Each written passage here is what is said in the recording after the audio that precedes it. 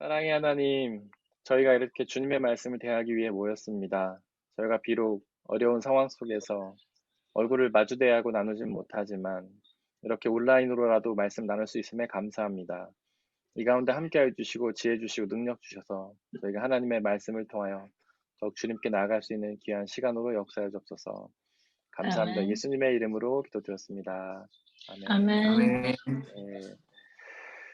일단 그 저희 이 말씀 안반은요, 하나님의 말씀을 더 깊이 있게 알아가고자 하는 과정이고, 일단은 제가 가르치고 여러분들이 배운다라기보다는, 제가 좀 더 미리 준비해서 여러분들과 나눈다, 이렇게 생각하시면 될 것 같고요. 여러분들이 들으시면서 이해가 안 되시거나 궁금하신 거는 바로바로 이렇게 손을 들어서 질문해 주시면 감사하겠고, 그리고 여러분들이 그동안 알아왔던 거랑 다른 것들도 질문을 해 주시거나 나눠주시면 저희가 이 시간에 나눔이 훨씬 더 풍성해질 것 같습니다. 뭐, 내가 이런 말 해서, 어떻게 될까, 뭐 이런 생각 전혀 하지 마시고, 저희가 치열한 나눔과 토론을 통해 진리의 말씀 가운데 더 가까이 갈 수 있으면 좋을 것 같아요. 그 사도 바울이 빌립보서에서 자신의 사명이 복음을 변호하는 것이다, 이렇게 나와 있는데, 사실 변호라는 말이 좀 잘못 번역된 거예요. 변호는 뭔가 이렇게 방어한다는 느낌 아닙니까? 죄가 있는 사람한테 죄가 없다고 방어한 느낌인데, 원래 그 말은 아폴로기라는 말이에요. 변증한다는 뜻이에요. 복음이 어떤 사람들 앞에서도 받아들여질 만한 진리라는 사실을 사람들한테 설명한다는 뜻이에요. 그게 아폴로기라는 말이. 그러니까 복음이라는 건 우리가 서로 설명해야 돼요. 토론하고 나누고. 모르는 부분 무조건 믿는다. 우리는 뭐 예수님 믿을 때, 야, 뭐 질문하지 말고 믿어 이렇게 배워왔을 수도 있는데 그렇지 않습니다. 복음은 치열하게 질문하고 나누는 것을 통해서 우리가 진리 가운데 더 가까이 가는 거예요. 그리고 모르는 순간이 오는데, 복음을 아무리 알려고 노력해도 모르는 순간이 오는데, 그때는 믿음이 필요한 거예요. 예를 들면 예수님의 삶에 대해서는 우리가 치열하게 고민해야 됩니다. 그런데 부활은 우리가 경험할 수 없잖아요. 그런 순간에 믿는 것이 복음이에요. 그러니까 여러분들이 이 시간에 서로 대화하고 나누고 질문하는 것들에 대해서 전혀 주저하지 마시고 언제든지 이렇게 손을 들어가지고 표시해서 나눠주시면 좋겠습니다. 그리고 그 제가 나눠드린 자료들 다 그 뭐 PDF로 보시던지 책으로 갖고 계시던지 하시죠? 네. 네. 제가 원래는 이렇게 책으로 만들어서 드리려고 준비를 다 해놨는데, 물론 책이라고 말하기에는 그냥 종이를 프린트한 거라 좀 내구성은 약합니다. 하지만 이렇게 드리려고 했는데 이제 만나지 못하니까 일단 파일로 보내드렸고요. 이거를 양면으로 프린트를 해가지고 가운데를 스테플러로 찍으시면 이렇게 책이 돼요. 제가 파일을 2개를 보내드렸잖아요. 위에 있는 거는 그냥 그 순서대로 돼 있는 거고, 밑에 거를 프린트 하시면 이렇게 책처럼 됩니다. 그래서 혹시 필요하신 분들은 이렇게 사용하시면 될 것 같고요. 네. 만약에 그게 없으신 분들은 화면을 보시고 아니면 PDF를 보시면서 진행하시면 될 것 같습니다. 그리고 이제 이 말씀, 교재에 나와 있는 말씀은 전부 새번역이에요, 새번역. 여러분들이 새번역 성경이 익숙한 분들도 계실 텐데, 보통 한국 교회에서는 개역 개정판 성경을 봅니다. 근데 개역 개정판 성경은 좀 옛날에 번역된 거예요. 근데 이제 신학도 모든 학문이 발전하듯이 과학도 시간이 발전하지 않습니까? 제가 음악은 잘 모르겠는데 음악도 시간의 흐름 발전하나요? 음악적인 어떤 학문 이런 게 발전하겠죠? 네. 그런 것 같습니다. 네. 그렇잖아요. 모든 학문은 발전합니다. 신학도 발전을 해요. 근데 신학이 발전한다는 건 뭐냐면 성경의 원래 의미를 더 옳게, 그러니까 단순히 말을 이해하기 쉽게 번역하는 게 아니라 성경의 원문의 의미를 더 가깝게 번역하는 게 신학이 발전한다는 거예요. 근데 개역개정판 성경은 좀 옛날에 번역됐기 때문에 좀 원문에서 멀다고 말하긴 그렇지만 요즘에 나온 새번역 성경이 그 불과 뭐 몇십 년 전에 이제 번역이 된 거라서 최근에 가장 발달된 신학으로 번역했기 때문에 가장 원문에 가깝습니다. 그래서 새번역 성경을 읽는 게 원문 성경을 이해하는 데 더 도움이 돼요. 그래서 여러분들이 익숙하지 않은 성경이지만 그게 원문에 가깝기 때문에 저렇게 사용을 했고요. 만약에 여러분들이 이거를 보고서 좀 옛날 거랑 비교해 보시면 차이를 느끼실 수 있을 거예요. 네. 그 새번역이라는 걸 이해하시고 그렇게 배우시면 될 것 같고, 그리고 지금 이 줌 앱은 녹화가 되고 있습니다. 그 음, 이유는 공개를 하려는 게 아니에요. 그냥 제가 자료로 음. 보관하고자 하는 겁니다. 여러분들이 이게 녹화된다고 해서 공개되는 게 아니기 때문에 어, 아무 말이나 하셔도 됩니다. 걱정하지 마시고 아, 근데 절대 안 공개되지 그래도요, 않습니다. 네, 목사님, 네, 제가요, 저기 몇 네, 분한테 너무 좋다고 뭐지? 네, 이 제, 네. 말씀 말씀 안, 암입니다. 말씀 아, 암. 말씀만, 네, 이 강좌가 너무 좋다고 몇 분 말씀드렸더니 돈을 네. 내고서라도 듣고 싶다고 유튜브로 올려달라고 아, 제가 온라인 이거는 강좌로. 이제 예. 그 성도님들께 공개할 생각이 없고, 왜냐하면 이 말씀 알을 통해서 우리가 말씀을 나누는 거는 각자 여러분들의 컨텍스트가 다 있어요. 정숙경 음, 집사님의 컨텍스트, 우리 준수 형제님의 컨텍스트, 은진자매의 컨텍스트가 다 있기 때문에 저와 나누는 게 다 달라져요. 다른 분들이 이 유튜브를 본다고 해서 뭐 다가오고 배우는 게 있겠지만 더 깊이 없습니다. 그래서 이거는 유튜브를 통해서 누구한테 공개할 생각은 없고, 이제 다음에 이제 저희가 이거를 해마다 학기마다 계속 열 거거든요. 한두 반씩.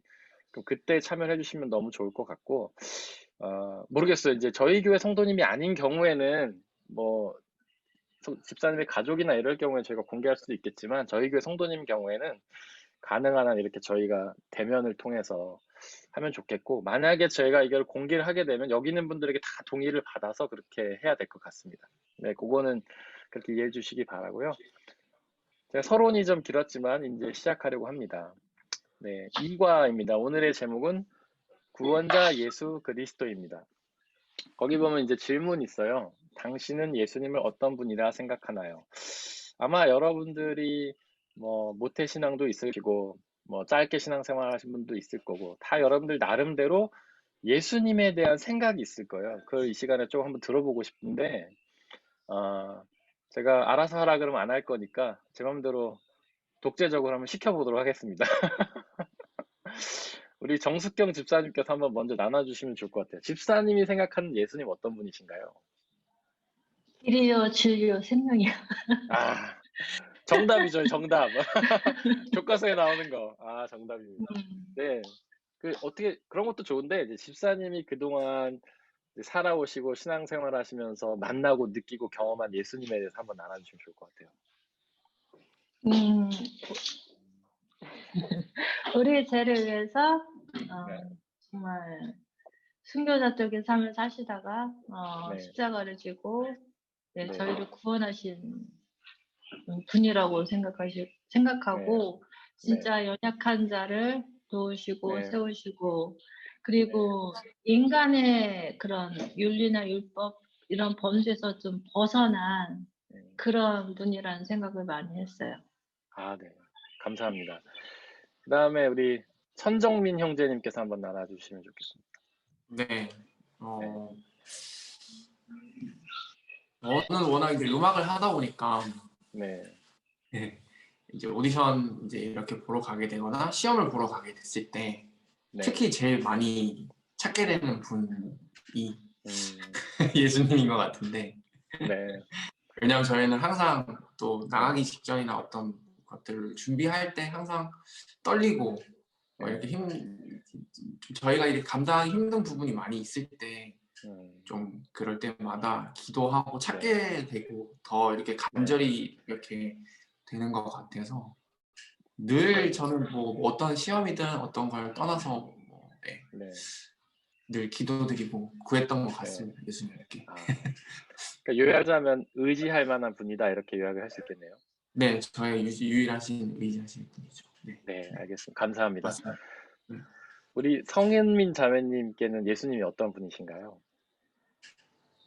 어, 음, 이제 제가 일과를 같이 공부했으니까 지금은 네, 예수님 하면 딱 구원자 이 단어가 딱 네, 떠오르는데 그러기 네, 전에는 네, 사실 우리 주 예수 그리스도 하면 저는 되게 음, 이렇게 영화나 이런 걸로 많이 접했을 때 항상 그냥 네, 전 너무 가슴이 아프더라고요. 너무 그렇게 십자가에 오, 돌아가신 그게 너무 네,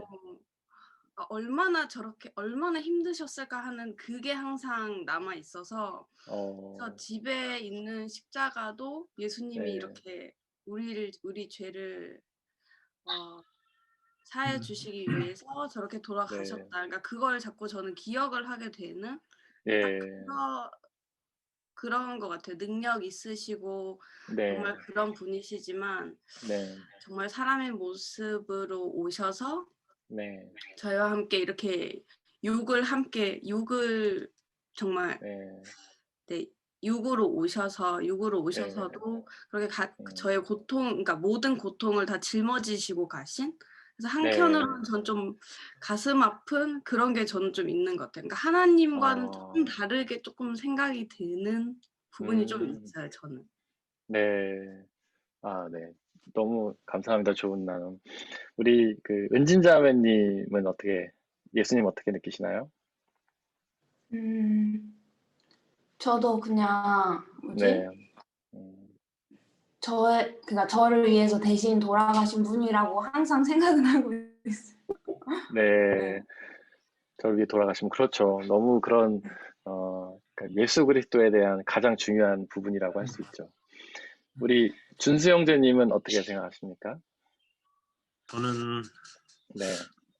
하나님과 예수님이 어쨌든 네. 같은 분이라고 생각을 하는데 네, 네. 하나님은 어떻게 보면 좀 추상적인 존재고 이렇게 저희가 뭔가 이미지로 생각하기는 좀 힘든데 예수님은 네.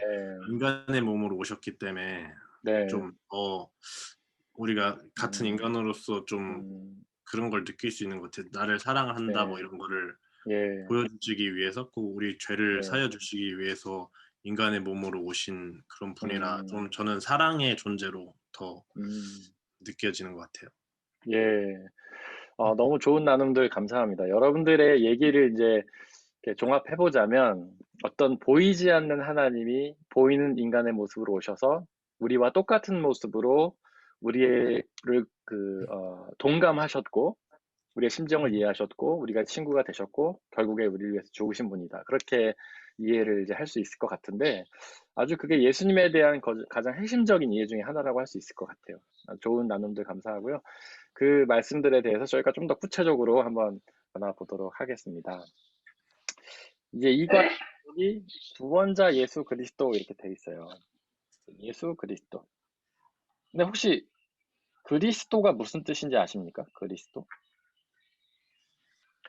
기름 부은 자? 맞습니다. 기름 부음을 받은 자죠. 부음을 받은 자. 원래 의미는 기름 부음을 받은 자라는 뜻이에요. 이제 영어로 하면 anointed라고 할 수 있죠. anointed. 기름 부음을 받은 자. 왜 기름 부음을 받은 자라고 했는지 혹시 아십니까? 예전에 이제 어떤 선지자? 선지자나 네네네. 이런 분들에게 기름을 부으셨고, 네. 그러니까 하나님이 특별한 부르심을 이렇게 할 때 이렇게 주는 게 기름 부음 아닌가요? 성령으로 이렇게. 맞습니다. 정확한 답이시고요. 구약 시대에는 기름 부음을 받아서 세운 그러니까 세 개의 직책이 있었어요. 이게 다 하나님의 사람들이에요.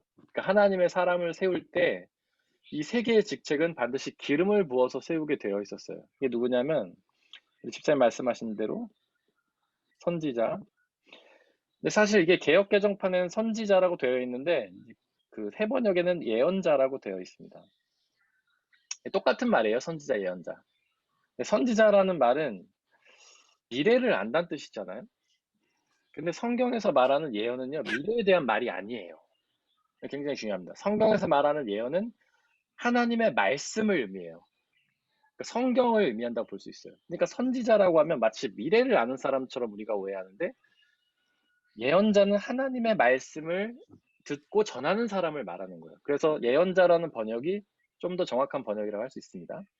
어쨌든 기름을 부어서 세워진 사람은 선지자, 예언자. 그다음에 두 번째로는 제사자예요. 이 예언자는 지금으로 말하면은 설교자라고 할 수 있어요. 그리고 제사장은 예배를 인도하는 사람이죠. 근데 과거에는 선지자와 그러니까 예언자와 제사장이 따로 있었어요.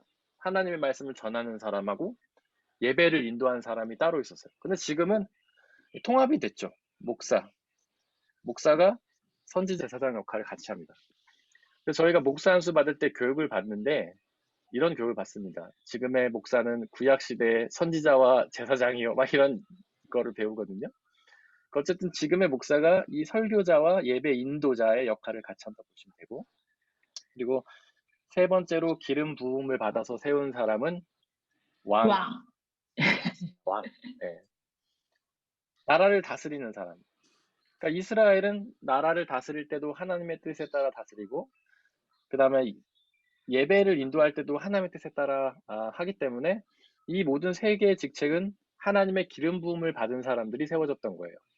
그 사울 왕과 다윗 왕이 세워질 때도 그 사울이 가서 기름을 붓잖아요. 근데 예수님을 그리스도라고 부른 이유는 뭐냐면 예수님이 이 세 가지의 역할을 다 한다는 뜻이죠.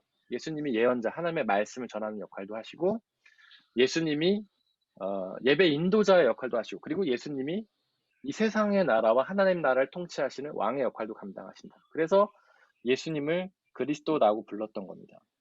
근데 이 그리스도라는 뜻은요, 원래는 기름 부음 받은 자란 뜻인데 그 뜻이 좀 더 확장된 의미를 가집니다. 그게 뭐냐면 구원자라는 뜻이에요. 예수 그리스도 하면 예수님은 구원자시다 이런 뜻이에요. 그래서 이 기름을 부음 받은 자 요거는 사실 잊어버려도 됩니다. 요거는 기억 안 하셔도 되고 구원자라는 뜻을 반드시 기억하면 돼요. 그리스도는 구원자란 뜻이다. 그리스도는 헬라어죠. 구원자. 근데 히브리어로 하면 이게 뭘까요? 여러분들 다 아는 말이에요. 임마누엘은 메시아. 맞아요. 메시아. 집사님 이거 한번 듣고 오신 거 아니죠? 아니야. 수업을 다 하시네. 맞아요. 예수님은 메시아시다 이런 뜻이라고 이해하시면 돼요.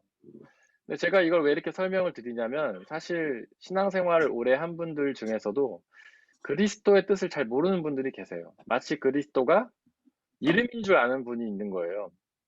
예수는 이름이고 그리스도는 성이다. 마치 제 이름이 제약킴인 것처럼 이렇게 이해하시는 분들이 계셔서 제가 설명을 해드립니다. 그리스도는 구원자라는 뜻이에요. 그래서 성경에 보면 예수를 그리스도라 고백하는 것은 예수님이 구원자시다 이렇게 고백한다고 이해를 하시면 됩니다.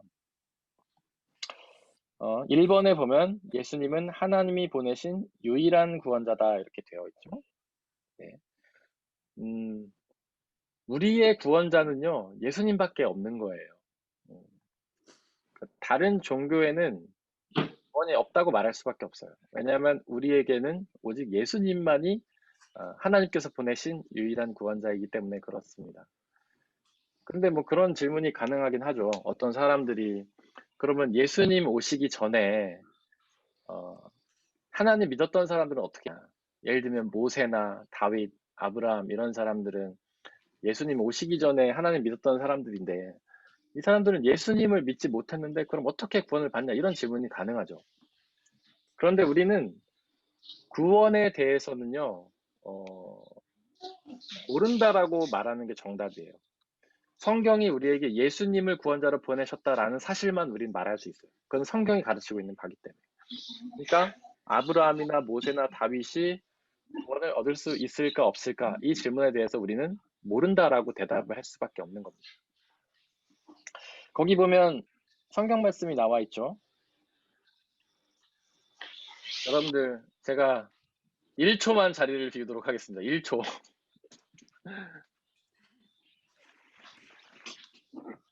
눈 받아. 1초 지났죠? 아니 저희 둘이 좀 친해가지고 엄마도 제가 외투를 넣었더니 몸이 바들바들 떨려서 지금 옷을 입고 왔어요. 착해. 1초가 지났지만 시작하도록 하겠습니다. 거기 보면 이제 요한복음 14장 6절 말씀이 있죠. 우리 함께 읽어보도록 하겠습니다. 예수께서 대답하셨다. 내가 곧 길이요 생명이다. 나로 말미암지 않는 자는 아무도 아버지께로 올 사람이 없다. 네. 요한복음 14장 6절 말씀. 아멘. 아까 우리 정승경 집사님께서 해주신 말씀이죠. 길이요 진리요 생명이다. 예수님은 길이요 진리요 생명이다.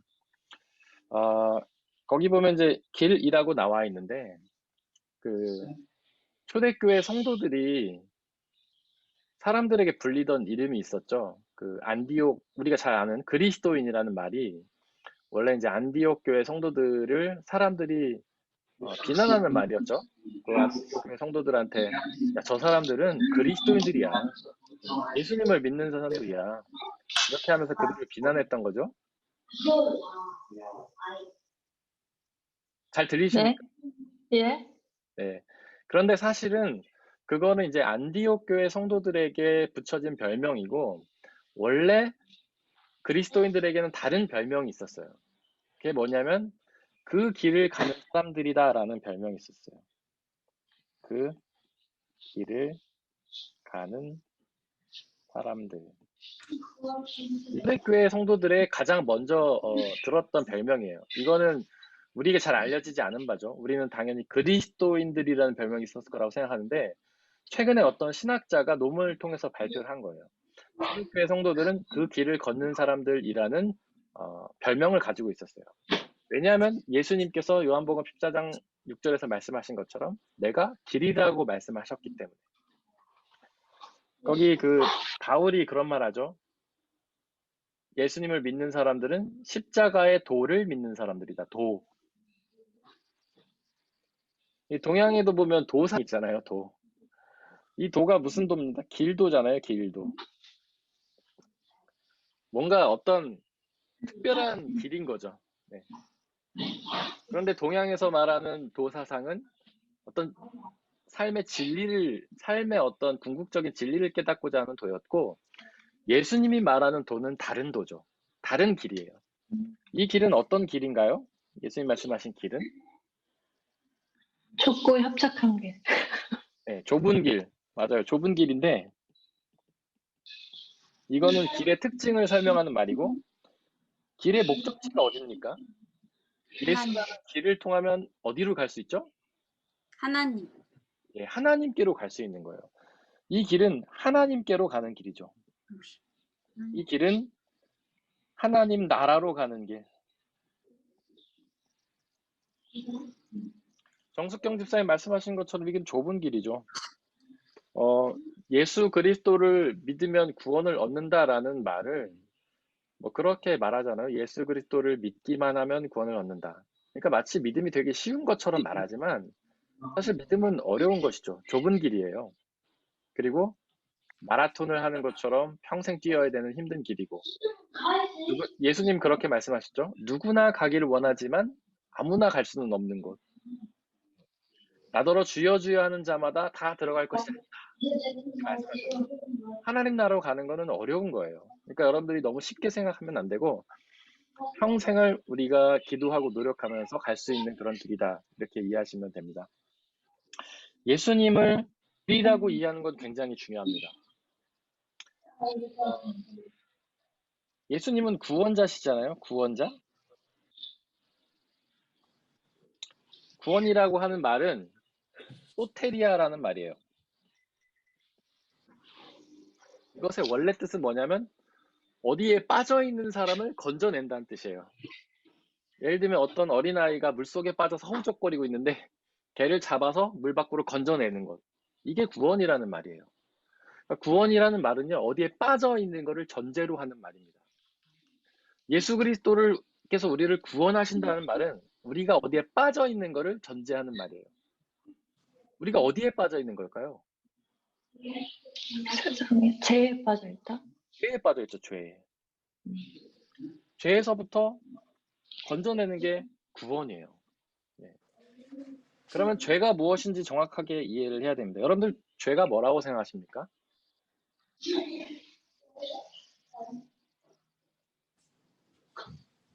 하나님을 모르는 자. 맞아요. 하나님 하나님을 아이고 제가 하나님을 잘못 썼네요. 하나님을 믿지 않는 것. 이게 죄입니다. 그래서 죄의 결과는 뭐냐면 하나님과의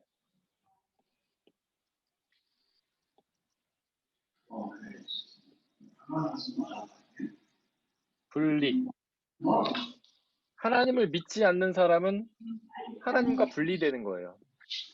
쉽게 얘기해서 하나님을 믿지 않는 사람은 하나님과 같이 살 수 없는 거죠. 그래서 하나님을 믿지 않는 죄를 범한 사람은 하나님 나라에 가지 못하는 거예요. 하나님과 같이 못 사니까. 우리는 다 부부 관계를 서로 사랑하면서 믿으니까 부부가 같이 사는 거 아닙니까? 서로 믿지 못하면 같이 살 수 없잖아요. 저 사람의 마음을 믿지 못하면, 행동을 믿지 못하고, 말을 믿지 못하면 우리 한 집에 살 수 없는 거예요. 그럼 따로 떨어져 살아야죠. 마찬가지예요. 우리가 하나님을 믿지 못하기 때문에 하나님과 함께 살 수 없고 떨어지게 된 겁니다.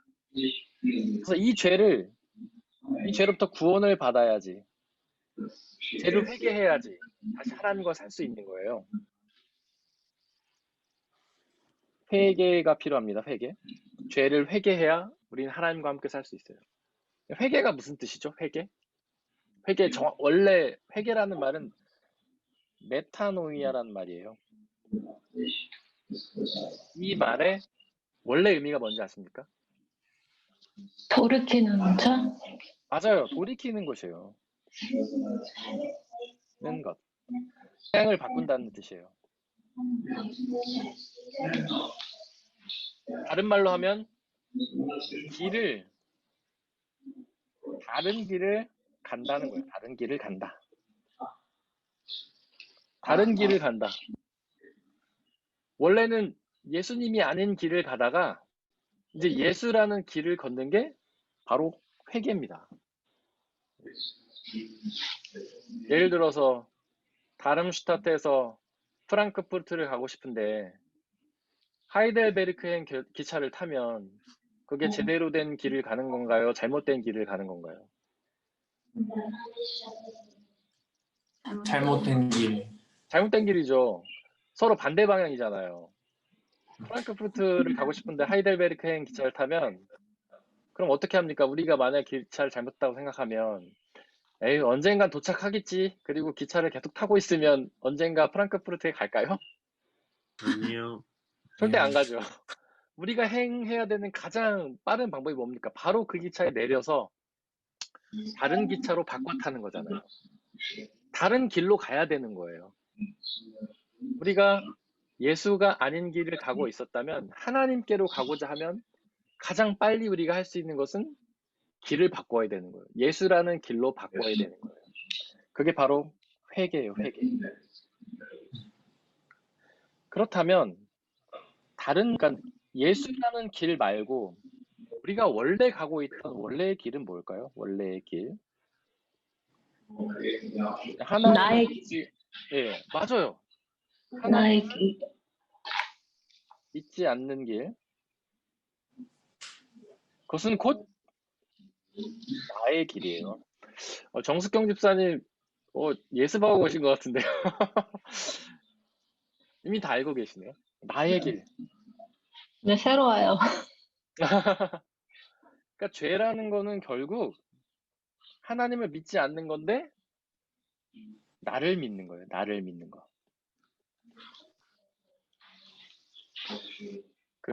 여러분들이 알고 있는 신학자 어거스틴이라는 사람이 있습니다.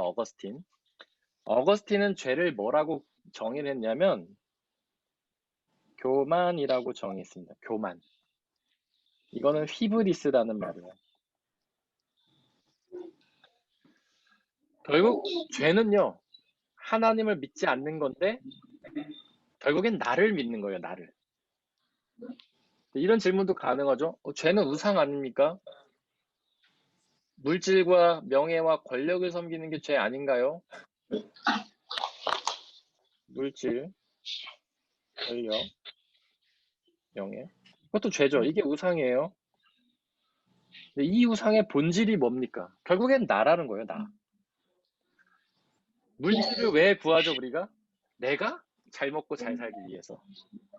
우리가 권력을 왜 구합니까? 나 힘을 늘리기 위해서. 우리가 명예를 왜 추구하나요? 나를 높이기 위해서. 그러니까 결국에는요, 죄는 하나님을 믿지 않는 거지만 나 자신을 믿는 거예요. 질문이요. 네. 그러면 기독교에는 물질도 구하지 말고 권력도 구하지 말고 명예도 구하지 말고 그냥 하나님의 길로만 가야 된다는 뜻인가요? 라는 기초적인 질문. 아니요, 예수님이 그렇게 좋은 질문이에요. 예수님이 그렇게 말씀하셨죠. 너희는 먼저 그의 나라와 그 의를 구하라. 그리고 너희 필요한 것은 이미 주께서 다 아신다. 그러니까 하나님의 나라와 의를 구하고 세상 것들에 대해서는 구하지 않아도 되고 예수님 말씀하신 거예요. 왜냐하면 우리의 필요한 것을 하나님이 이미 아시고 다 채워주시기 때문에. 성경은 그거를 일용한 양식이라고 말합니다. 일용한 양식. 질문 하나 더. 그런데 네. 사람들의 그게 나의 길이 어딘지 알고 항상 분별하는 기도를 많이 드리잖아요. 나의 네. 길이 어디 있는지.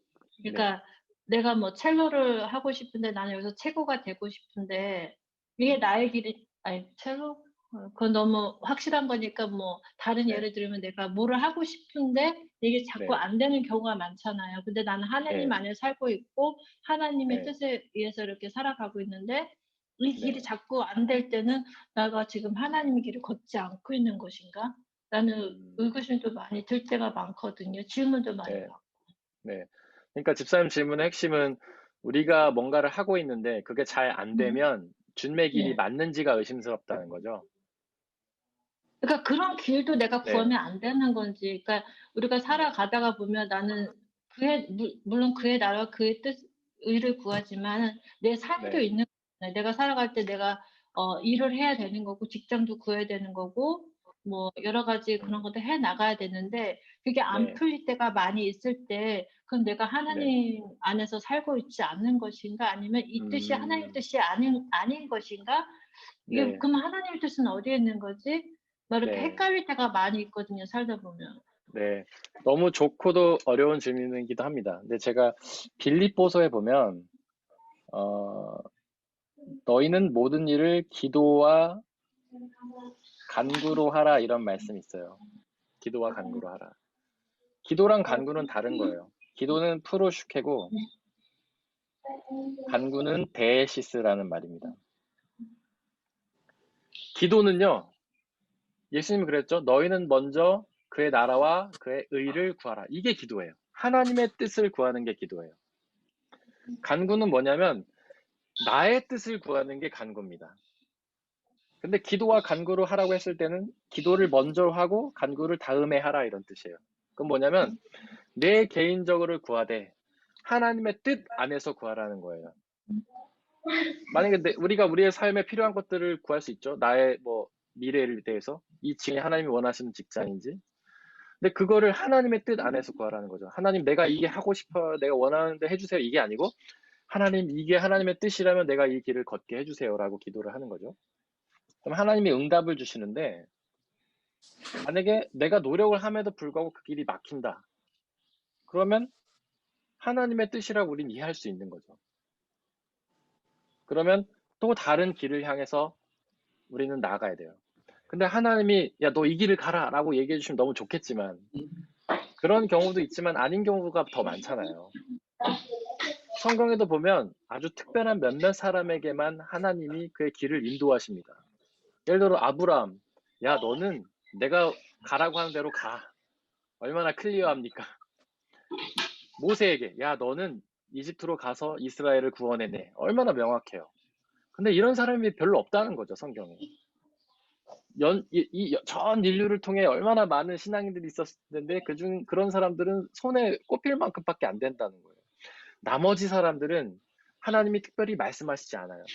자기가 기도하면서 그냥 시도하는 거예요. 그래서 하나님께서 열어주시면 하나님의 뜻이라고 이해하고 받아들이고 가는 것이고 막으시면 하나님 뜻이 아니구나 라고 생각할 수밖에 없다는 거죠. 그래서 우리는 모든 일을 할 때 기도와 간구를 나의 뜻을 구하면서도 나의 길을 구하면서도 하나님의 길에 합당하게 구하고 나아가야 된다. 저는 그렇게 밖에 말씀을 드리기가 어려울 것 같습니다. 네. 좋은 질문 감사드리고요. 하여튼 길이라는 것, 여기서 핵심은요. 예수님이 하나님 나라로 가는 길이고 우리는 원래 죄인이었기 때문에 하나님을 믿지 않는 길로 가게 되어 있어요. 이거는 자동이에요. 우리가 노력하지 않아도 우리는 하나님을 믿지 않는 길로 자동으로 갑니다. 왜냐하면 죄는 우리의 본성이기 때문에. 우리는 굳이 노력하지 않아도 하나님을 믿지 않고 나를 믿는 길을 향해 가요. 가르쳐주지 않아도 우리는 나를 위해 살잖아요. 나 맛있는 거 먹고, 나 재밌는 거 하고, 나 즐거운 거 먹고. 근데 이 길을 돌이키는 것이 회개라는 거죠. 나라는 길에서 떠나서 예수 그리스도라는 그 길을 향해 가는 것이 바로 회개이고, 그게 신앙이다. 그리고 그 예수라는 길을 통해 가야지만 하나님 나라에 도착할 수 있다라는 것입니다. 그리고 진리라는 말이 나옵니다. 진리. 진리는 알레테이아라는 말이에요. 알레테이아. 이거는 두 가지 의미를 갖고 있어요. 감춰진 것이 드러난다. 이거를 어려운 말로 하면 계시예요. 계시란 말 많이 들어보셨죠? 계시 그러면 마치 뭔가 신비로운 그런 느낌이 떠오르죠. 환상 같은 느낌 들고, 그 다음에 무슨 판타지 소설에나 나올 것 같은, 그리고 반지의 제왕 이런 데 나올 것 같은 이야기가 계시죠. 근데 원래 계시의 뜻은요, 감춰진 것이 드러난다는 뜻이에요. 감춰진 것이 드러난다. 하나님의 말씀은 기본적으로 계시입니다. 왜냐하면 하나님에게 감춰져 있던 것이 우리에게 드러나기 때문이에요. 우리는 하나님에 대해 알 수 없죠. 하지만 하나님이 말씀하시면 그 말씀을 통해서 하나님을 알 수 있어요.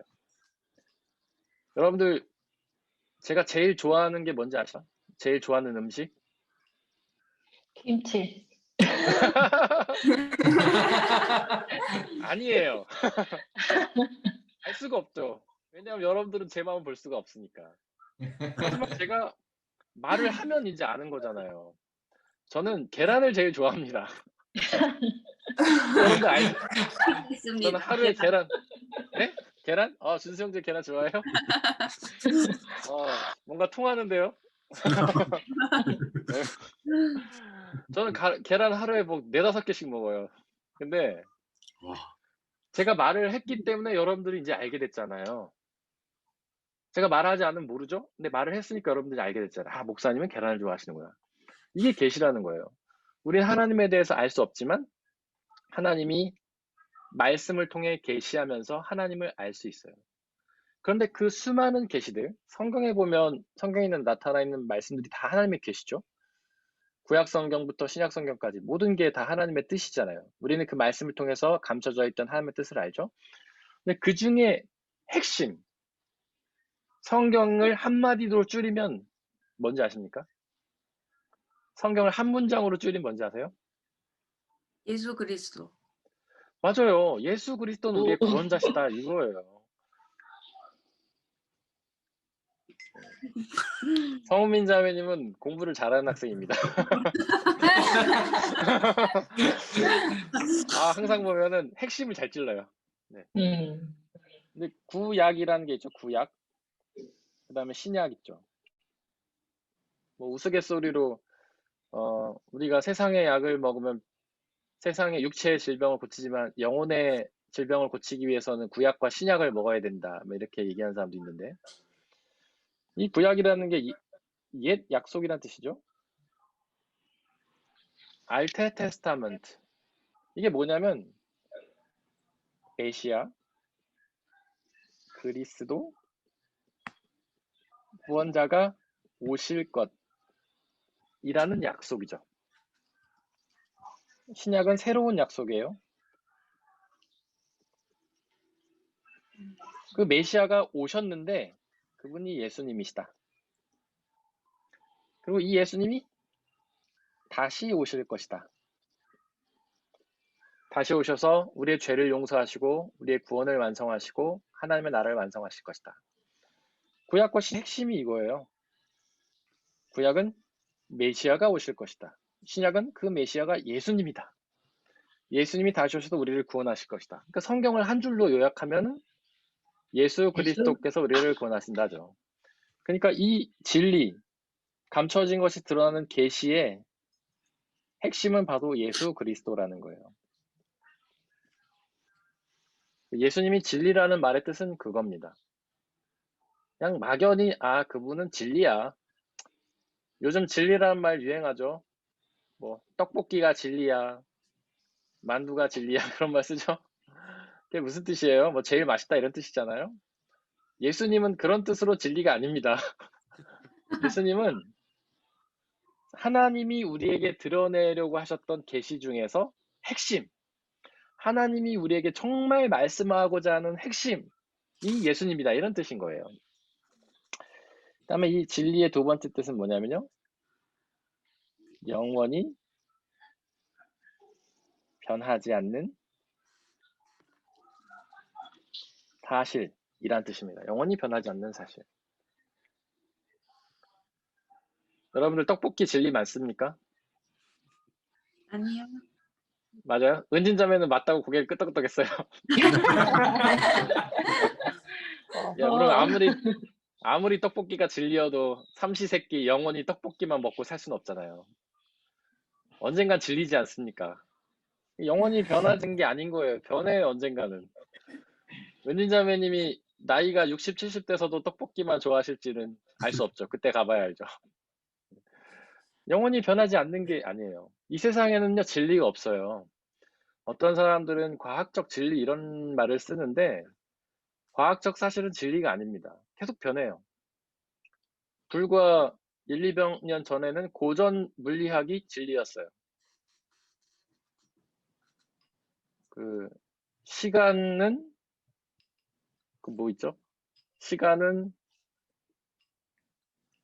갑자기 까먹었네.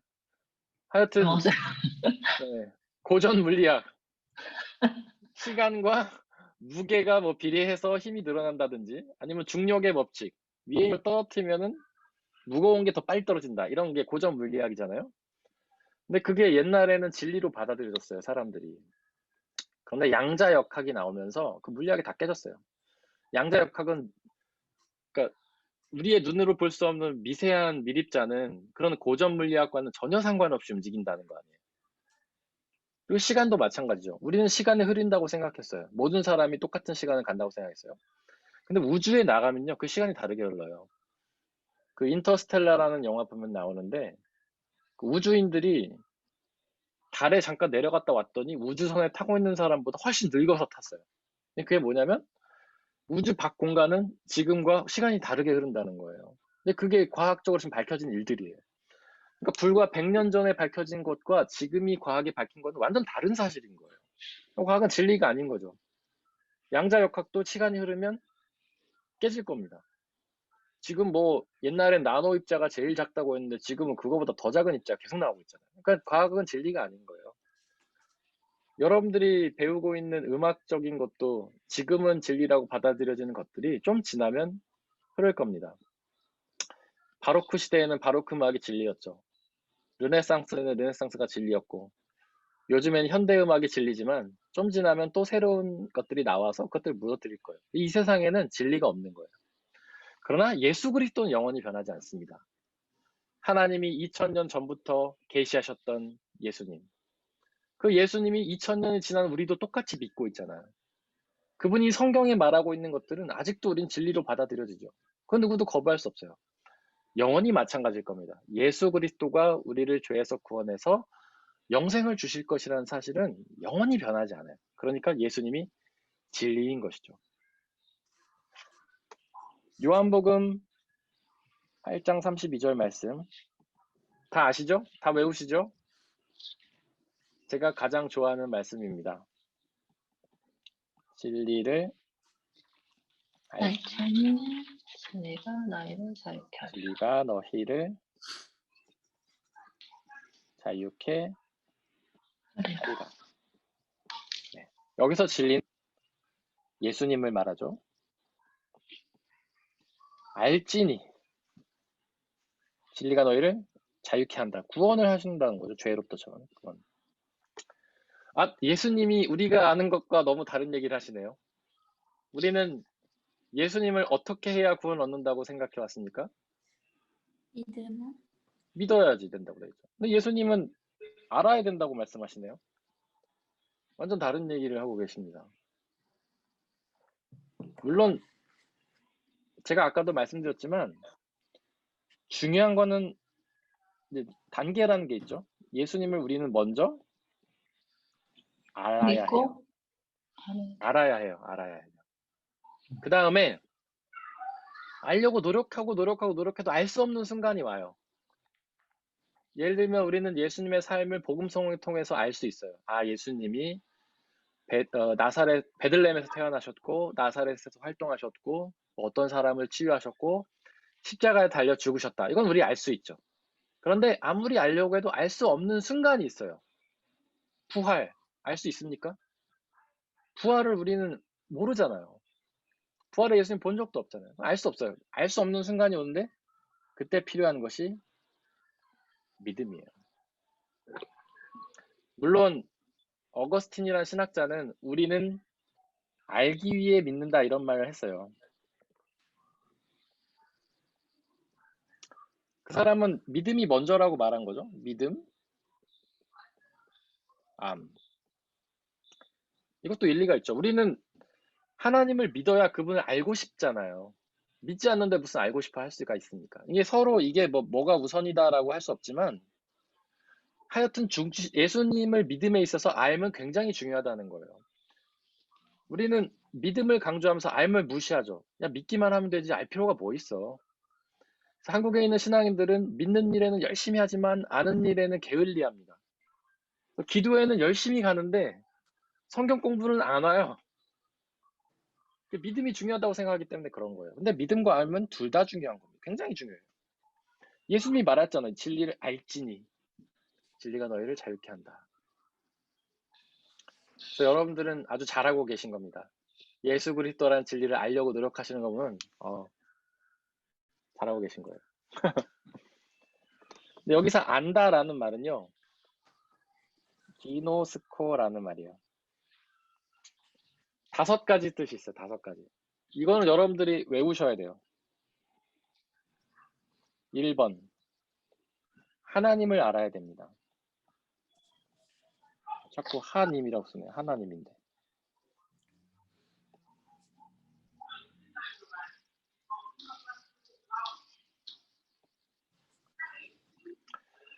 우리가 알려고 하는 대상 중에 가장 중요한 대상은 하나님이라는 거예요. 하나님 대해서 배워야 되는 거예요. 이번에 이 기노스코 안다는 것은 배운다는 뜻입니다. 그러니까 성경을 그냥 많이 읽는다고 우리는 알 수 있는 건 아니에요. 사실은요.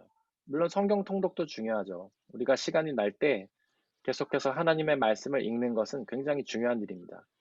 하지만 그렇게 그냥 읽기만 하면 어느 정도 이상 우리가 깊이 들어가기 어려워요. 배워야 돼요. 저와 같은 어떤 성경을 가르치는 사람들을 통해서 여러분들은 성경을 배워 나가야 돼요. 이게 안다는 뜻이에요. 3번째는요, 이해한다는 뜻이에요. 성경을 이해해야 돼요. 많은 사람들이 성경 공부를 한다면서 정보만 머리에 넣는 경우가 있어요. 예를 들면 예수님의 12제자 이름을 막 외워요. 마태, 마가, 누가, 요한. 뭐 구약에 있는 사건들 외우고.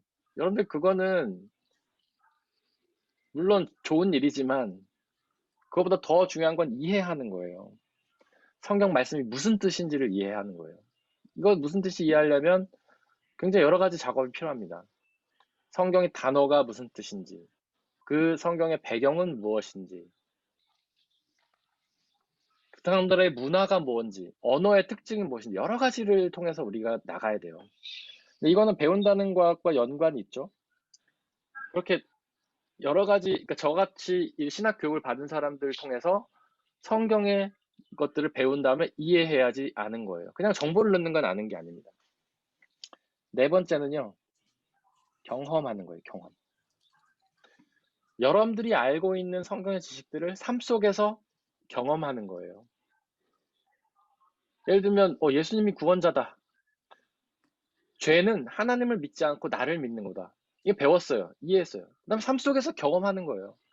아, 오늘 우리가 연주를 막 하는데 내 맘대로 막 하려고 노력을 했어요. 그러니까 내 맘대로 안 되니까 막 짜증나, 화가 났어. 그럼 그때 이것은 내가 아직 죄 가운데 있는 거구나. 내가 아직 교만함에서 벗어나지 못했구나. 하나님을 의지하지 못했구나. 하나님, 저는 오늘 최선을 다했습니다. 주님께서 저에게 은혜를 주셨다고 믿고 하나님께 영광을 돌립니다. 이게 경험하는 거죠. 삶 속에서. 하나님의 복음을 경험하는 거예요. 하나님의 말씀을. 우리의 삶과 우리의 신앙적 배움이 따로 떨어져 노는 게 아니라 우리가 배운 것들을 삶 속에서 계속 기억하면서 경험해 나가는 것, 안다는 뜻이에요. 여러분들이 오늘 배우고 느꼈던 것들을 삶 속에서 계속 적용해 나가는 거예요. 연주하다가 나를 드러내려고 했어요. 내가 좀 더 솔로 파트를 많이 맡아야 되는데 못 맡았어. 그러면 내가 아직 교만하구나. 하나님을 덜 믿었구나. 이렇게 겸손히 나가는 이런 자세를 삶 속에서 경험하는 것이 중요하다는 거죠. 5번째는요. 발견한다는 거예요. 발견. 뭐냐면 우리가 그동안 미처 알지 못했던 하나님에 대해서 알아가는 거예요. 우리는 하나님을요, 굉장히 이제 죄의 본성이 강해가지고 나라는 자아가 강해서 신앙생활을 하면서도 하나님을요, 나에게 굉장히 가두려고 해요. 나의 생각과 이해, 나의 욕심 안에 하나님을 가두려고 해요. 하나님은 이런 분이시지. 그 성경도 내 생각하는 대로만 해석해요. 큐티가 사실 장단이 다 있는데 장점은 하나님의 말씀을 내 삶에 적용한다는 장점도 있지만 단점은 뭐냐면요. 하나님의 말씀을 내 생각 안에 가둬요. 하나님은 이런 분이시구나. 이런 분이실 거야.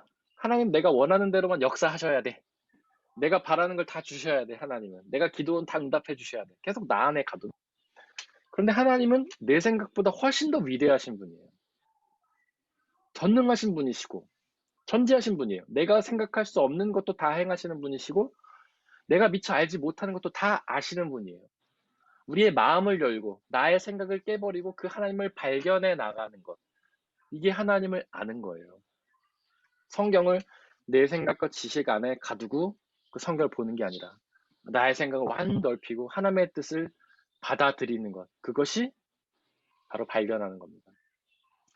우리가 요즘 금요 집회 때 욥기를 나누고 있는데 욥기는 이제 욥의 고난에 대해서 이야기를 하는 거죠. 거기서 이제 욥의 친구들이 욥을 찾아와서 계속 하는 말이 있어요. 야, 네 고난은 죄 때문이야. 그런 말을 합니다. 3명의 친구 그렇게 말해요. 한 명의 친구는 엘리후라는 친구는 뭐라고 말하냐면 네 고난은 너의 그 신앙을 성장시키기 위한 하나님의 도구야라고 말해요. 그들의 생각에 갇혀서 그러니까 그들의 생각에 하나님을 가둔 다음에 그 생각을 욥에게 강요하는 거예요. 성경은요, 죄의 삭은 사망이라고 말하죠. 물론 고난이 죄의 이유가 될 수도 있어요. 그런데 더 중요한 거는 우리의 죄를 하나님이 용서해 주신다는 거잖아요. 용서받은 사람도 고난을 당하는 거거든요. 그러니까 그 세 친구의 말이 틀려요. 우리는 죄를 지어서 고난을 당하는 게 아니에요. 왜냐하면 고난을 당하는 사람도 다 죄 용서받았기 때문에. 그 세 친구의 말이 맞을 수도 있지만 틀린 거예요. 엘루의 말도 맞을 수도 있고 틀릴 수도 있어요. 하나님은 고난을 우리의 신앙을 성장시키기 도구로도 사용을 하시기도 합니다. 그런데 성경에서 욥은 하나님이 뭐라고 말씀하시냐면 욥은 하나님이 인정하시는 온전한 의인이다 이렇게 말하세요. 하나님. 그러니까 그 사람은 더 신앙이 성장할 필요가 없는 거예요. 이미 온전한 의인인데 뭐 신앙을 더 성장할 필요가 있겠습니까? 그러니까 욥이 당했던 고난은 신앙 성장을 위한 도구가 아닌 거예요. 엘리후의 말이 어떤 경우에는 맞지만 욥의 경우에는 틀려요. 근데 그들 모두는 자기가 믿는 하나님, 자기가 생각하는 하나님을 욥에게 계속 강요하는 거예요. 야, 하나님이 이런 분이야. 너는 그 하나님을 믿어야 돼.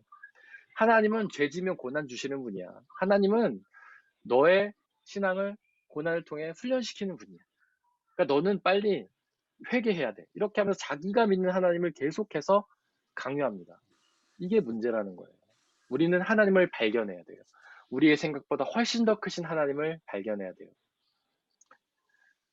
여러분들, 제가 정숙경 집사님께는 죄송하지만 여기 음악 하시는 분들이 많아서 제가 계속 음악에 대한 예를 들게 되는데요. 저도 피아노 쳐요. 그쵸, 맞아요. 앨런도 기타 치죠. 네. 우리가 막 열심히 기도해요. 하나님 오늘 연주 가운데 은혜를 주셔서 좋은 연주 하게 해주세요. 그런데 연주를 망했어요. 그러면 하나님이 역사하지 않은 건가요? 우리의 죄 때문입니까? 그렇게 생각하잖아요, 우리는. 아, 내가 기도가 부족해서 그래. 내가 죄 때문에 오늘 죽 썼어. 그렇지 않다는 거죠. 우리가 아무리 열심히 노력하고 신앙생활 열심히 해도 연주는 죽을 수 있는 거예요. 그렇지 않습니까? 그렇게 우리의 사고와 생각 안에 하나님을 가두지 말고 우리가 하나님의 넓은 마음으로 이해하면서 계속해서 삶 속에서 우리보다 넓으신 하나님을 발견해 나가야 된다는 겁니다. 이게 안다는 거예요. 진리를 안다는 것은 이 5가지를 한다는 겁니다. 다음 주에 검사할 거예요. 다 외우시는지. 우리 숙제는 딱 2가지입니다. 우리가 배운 것들 중에 말씀을 다 암송하는 것이고 제가 외우라고 하는 거 외우는 거예요. 여러분들 이거를 알아야 우리는 자유롭게 될 수 있어요. 구원을 얻을 수 있어요. 그리고 이렇게 알아야 믿음이 생기는 거예요. 우리는 하나님을 알지 않으려고 하고 배우려고 하지 않고 이해하려고 하지 않고 경험하려고 하지 않고 발견하지 않으려고 하기 때문에 믿음이 더 생기지도 못하고 그 믿음이 우리를 자유롭게 하지도 못하는 거예요. 오래 신앙생활 했는데 여전히 갇혀있는 사람들이 있어요. 여전히 죄 가운데 속박당하는 사람이 있어요. 여전히 하나님들이 주시는 구원을 누리지 못하는 사람이 있어요.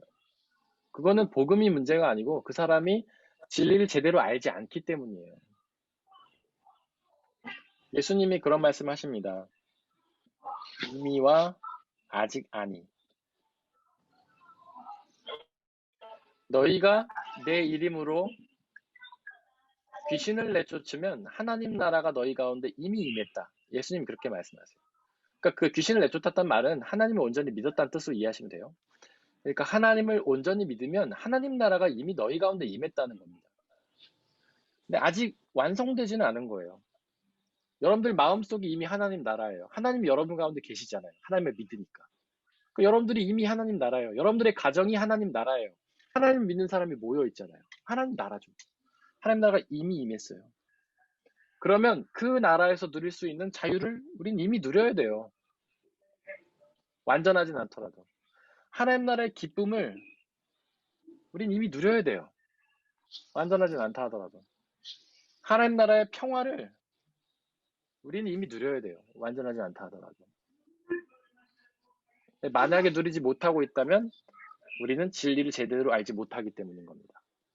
그래서 이 5가지를 반드시 기억하고 여러분들이 계속해서 삶 속에서 진리를 알아가기 위해 노력해야 된다라는 말씀이에요. 혹시 진리에 대해서 질문 있으십니까? 근데 제가 봤을 때는, 아니, 제가 네. 느끼기에는 하나님을 알고 배우고 이해하고 경험하고 발견하는 거는 그 전에 네. 믿음이 선행돼야 되지 않을까요? 왜냐면 믿음이 없이 하나님을 안다는 것 자체가 불가능하다는 생각이 드는데. 제가 아까도 말씀드렸지만 믿음과 알면요. 뭐가 우선이라고 말할 수 없어요. 둘이 같이 가는 겁니다. 이건 같이 가는 거예요. 같이. 어떤 신학자는 믿어야 알 수 있다고 말하고 어떤 신학자는 알아야 믿을 수 있다고 말해요. 근데 믿어야지, 믿고 나서 알아가야지만 네. 그 안에 네. 있는 하나님이 더 오면 진리를 더 배울 수 있는데 믿지 않고 보는 낱말들은 네. 그 사람의 가슴을 치지 않지 않나라는 제 생각이에요. 그러니까 믿음이 없이는 그건 하나의 모르겠어요. 네. 그러면서 또 믿는 사람도 생기겠지만 네. 근데 믿음이 내 안에 있을 때 그 하나님을 더 깊이 알아갈 수 있는 눈이 왜냐하면 내가 믿기 때문에. 네. 아니 저희가 저번에 네. 예. 그러니까 집사님 말씀도 맞는데 예. 그거는 어떤 한 입장이라는 거죠. 어떤 사람들은 반대로 얘기해요. 하나의 입장은 제가 다시 설명드리면 믿음이 우선이라고 생각하는 사람들이 있어요. 집사님처럼. 믿어야지 알 수 있다는 거죠. 그것도 맞는 말이죠. 우리가 하나님을 믿어야 알려고 노력하지 않겠습니까? 그 알미 믿음 가운데 더해지죠. 이것도 맞는 말이에요. 어떤 사람은 알미 우선이라고 해요. 알아야 믿을 수 있다는 거죠. 예를 들면 여러분들이 부부 관계에 서로 연애할 때 어떤 사람, 그러니까 서로 알아야지 신뢰도 생기고 결혼도 하고 그러는 거 아니에요? 근데 뭐 반대로 저는 얘기할 수도 있죠. 결혼을 할 때 서로 뿅 가서 사랑해야 알아간다고 말할 수도 있죠. 그러니까 두 개가 다 일리가 있다는 거예요. 알아야 믿을 수 있다. 믿음이 우선이고 알아야 한다. 근데 제가 말하고자 하는 핵심은 뭐가 우선인지는 알 수 없지만 하여튼 암과 믿음은 같이 가야 된다는 거죠. 믿음만 가져서도 안 되고 알만 있어서도 안 되는 거죠. 믿음만 가지면 잘 알지 못하고 믿음만 가지잖아요. 그럼 이단에 빠져요. 이단에 아니, 빠지는 근데, 사람들이 네. 아니, 그러니까 이단에 저는 빠진 믿음만의 사람들이 중요, 네네. 죄송합니다. 아니 말씀하시죠. 아니, 네네. 믿음이 중요하고 이 떠나서 그러니까 믿음만을 강조하는 것이 아니라 물론 네. 목사님 말씀하신 대로 믿음을 갖고 나서 우리가 계속 성장하기 위해서는 이 암의 단계가 필요하다는 게 저도 동의를 하거든요. 그러니까 네.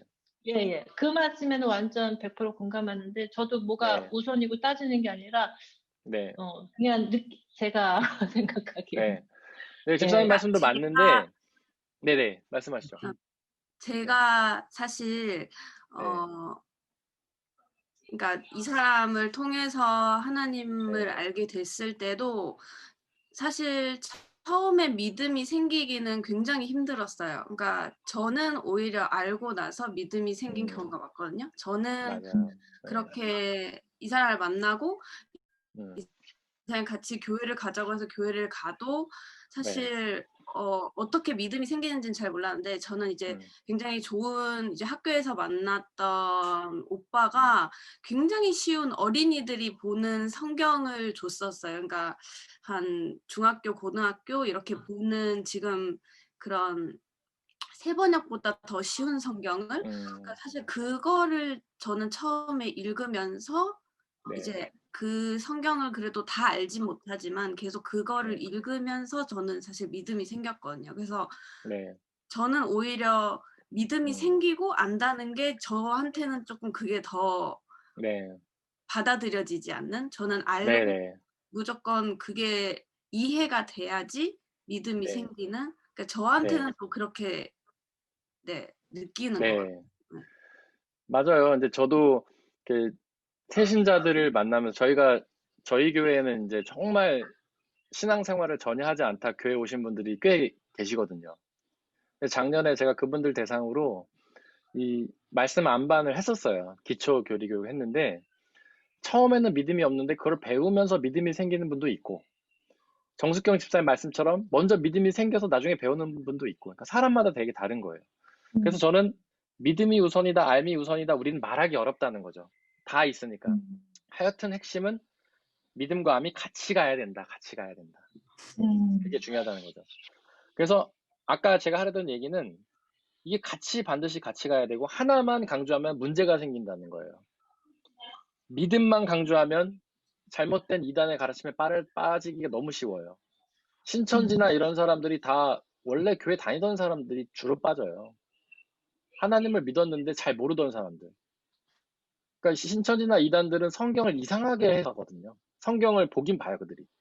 그러니까 그렇게 빠지고. 근데 알만을 강조하잖아요. 믿음을 강조하지 않고. 그러면 그냥 성경을 무슨 역사책 보듯이 보는 거예요. 신앙심은 전혀 없는데. 그냥 호기심으로 보는 거죠. 그래서 이 두 개가 반드시 같이 가야 된다.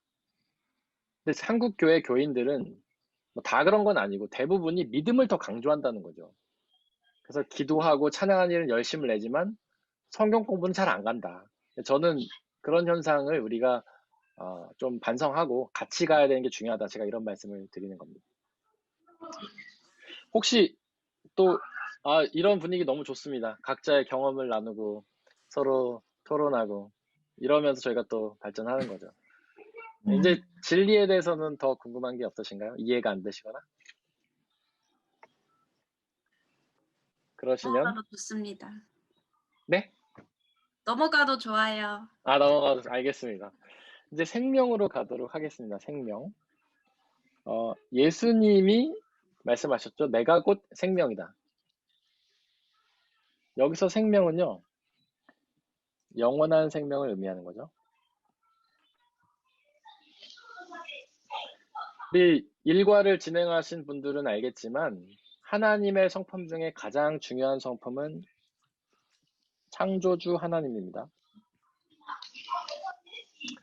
우리가 그 예배 때마다 외우는 사도신경에도 가장 첫 줄에 보면 나는 전능하신 하나님 천지의 창조주를 믿습니다.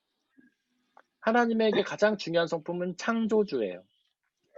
뭐 여러 가지 하나님의 특징이 있지만 뭐 사랑의 하나님, 능력의 하나님, 평화의 하나님, 그 중에 가장 중요한 건 창조예요.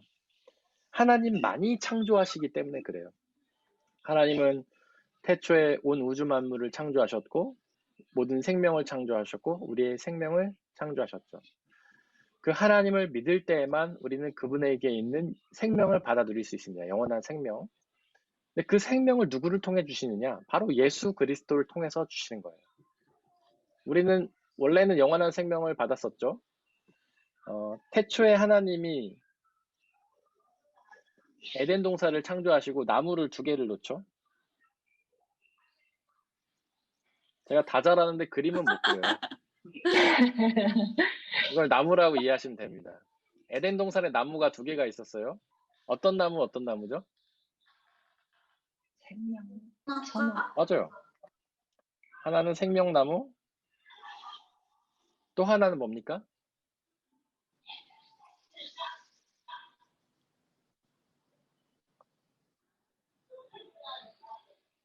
생명나무 뭐가 있었는데? 잘 모르세요? 선과 악을 알게 하는 나무.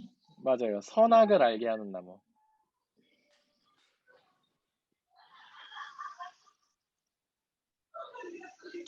이거를 보통 선악과라고 하죠. 선악과.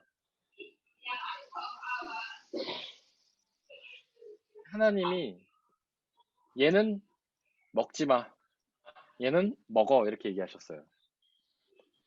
선악을 알게 하는 나무는 왜 먹지 말라고 하셨냐면 선악을 알게 하는 것은 선악을 아는 것은 오직 하나님의 능력이기 때문에 그래요. 선과 악을 판단하는 것은 하나님의 능력이기 때문에 그렇습니다. 그래서 하나님께서 마지막 날에 우리의 선악을 심판하시죠. 믿어와 믿지 않는 자. 근데 사람은 그거를 판단하면 안 돼요. 근데 아담이 그걸 먹죠. 선악을 알게 한 나무를 먹죠. 그래서 선악을 판단하기 시작했어요. 그래서 무화과 나무로 옷을 만들어 입죠. 하나님은 벌거벗은 게 악이 아니라고 했는데 아담은 그게 악이라고 스스로 판단을 하고 옷을 지어 입은 겁니다. 그게 죄가요, 죄. 죄는요, 선악의 판단을 하나님이 하셔야 되는데 내가 하는 거, 이게 죄인 거예요. 우리는 서로 얼마나 선악을 판단을 많이 합니까? 아, 저 사람 성격이 별로야. 아, 저 사람 신앙이 좋아. 저 사람 연주 못하네. 저 사람 잘하네. 계속 판단하죠. 근데 이게 죄라는 거예요. 판단하면 안 돼요. 근데 이 판단이 서로 달라요. 내가 생각하는 게 맞다고 생각하지만 다른 사람은 또 다르게 생각해요. 야, 저 사람 성격 별로지 않냐? 근데 옆에 있는 사람, 아니, 내가 볼 때 괜찮은데 착한데? 막 이래요. 개인적으로 판단을 내리는 건 온전하지 않은 그냥 죄라는 거예요. 그래서 하나님이 하지 못하는 겁니다. 근데 생명나무는 먹으라고 하셨어요. 이 생명나무를 먹음을 통해서 우리는 영원한 생명을 누릴 수 있었던 겁니다. 근데 죄를 지으면서 우리가 에덴 동산에서 쫓겨났어요. 그래서 더 이상 이 생명나무를 먹지 못하게 된 거예요. 그래서 영원한 생명을 누리지 못하게 된 겁니다. 요한계시록에 보면 하나님 나라에 생명나무가 있다고 되어 있어요. 우리는 다시 하나님 나라에 들어가면 이 생명나무를 먹을 수 있게 되는 거예요. 그래서 영원한 생명을 누리게 되는 겁니다. 이 생명나무, 하나님 나라에 들어가서 생명나무를 먹을 수 있는 방법은 뭐냐면 오직 예수님을 믿고 우리의 죄 용서를 받는 것 뿐이죠. 그래서 예수님이 생명이신 겁니다.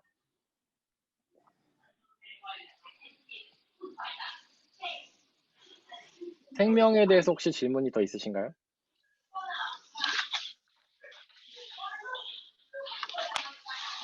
없으시면 베드로의 증언으로 넘어가도록 하겠습니다. 베드로의 증은 왜 중요하냐면 베드로가 예수님의 제자였기 때문에 그래요. 베드로는 3년을 동고동락했습니다. 예수님과 함께. 예수님을 본 사람의 증언이 곧 성경이 되었고 그 증언을 통해서 믿음이 우리까지 내려온 거예요. 예수님을 직접 본 사람들, 베드로를 비롯한 12사도들, 그리고 그들의 증언을 들은, 예수님을 향한 증언을 들은 초대교회 성도들이 믿음을 가지게 됐고, 그 성도들이 여기저기 다니면서 증언했죠. 예수님은 하나님이시다. 이 증언이 다른 말로 전도인 전도. 그것이 계속해서 전 세계로 퍼지고 지금까지 흘러서 우리에게까지 전해진 겁니다.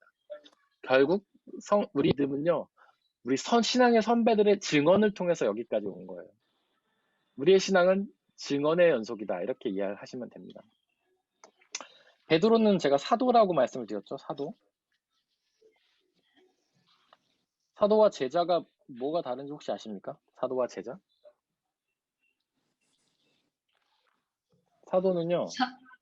네, 말씀하세요. 예수님을 직접 본 분? 선생님? 예수님과 함께 했던 분 아닌가요? 네. 그러니까 예수님께서 직접 선택한 제자들이라고 할 수 선택해서 있죠. 가르친 사람. 예. 네, 맞아요. 그게 12제자예요. 그러니까 제자는 예수님을 따르는 사람들이죠. 이 사람들은 되게 많았어요. 12명이 아니에요. 사도행전 2장에 보면 한 500명 정도 됐다고 합니다. 이 사람들이 예수님 따르던 사람들이에요.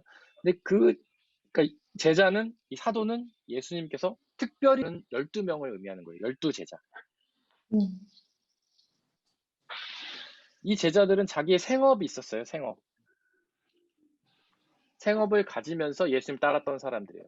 이 12명은 자기 생업을 포기하고 예수님을 전적으로 따랐던 사람들이죠. 그 중에 베드로는 수제자였어요. 가장 예수님을 앞장서서 따랐던 사람들.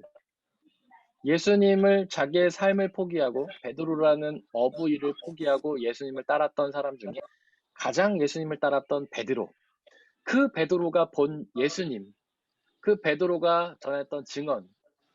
그렇기 때문에 그 증언은 굉장히 신빙성이 있는 거죠.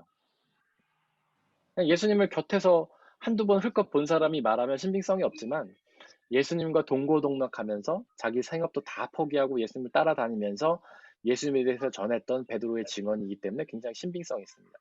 그 베드로가 뭐라고 얘기했는지 거기 사도행전 4장 12절 말씀이 있는데 한번 읽어보겠습니다.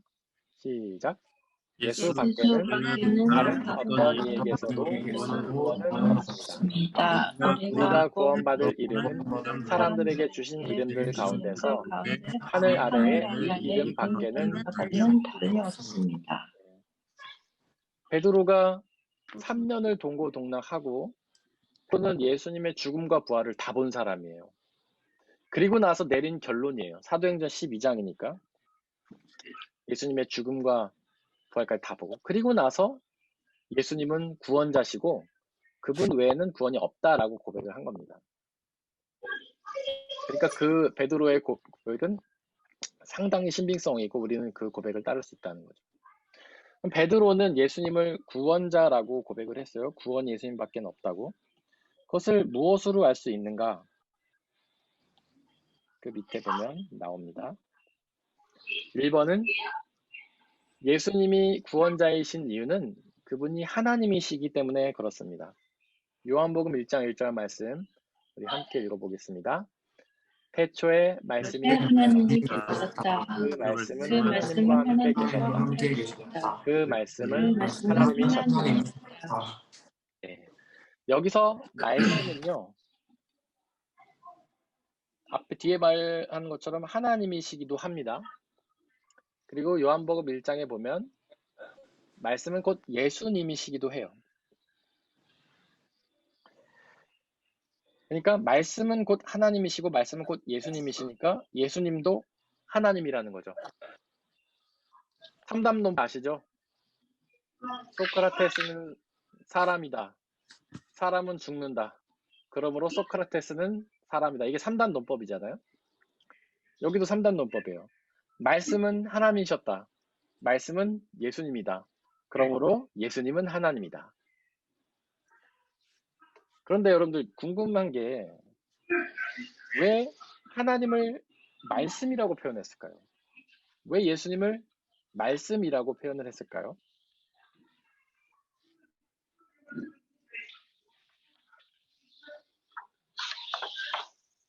너무 어려운 질문 제가 드렸죠. 이거를 맞추시면은 목사 하셔야 됩니다. 목사. 왜냐하면 하나님은 말씀을 통해서만 자기를 계시하시기 때문에 그래요. 아까 계시라는 게 뭐냐면 감춰진 걸 드러내는 거라고 말씀드렸죠. 하나님은 오직 말씀을 통해서 감춰진 자신을 드러내시기 때문에 그래요. 더 쉽게 말하면 하나님은 오직 말씀을 통해서만 자기를 알려주시기 때문에 그래요. 아까 제가 예를 드렸죠. 제가 뭘 좋아하는지 여러분들 모르시죠? 제가 말을 하기 전까지는.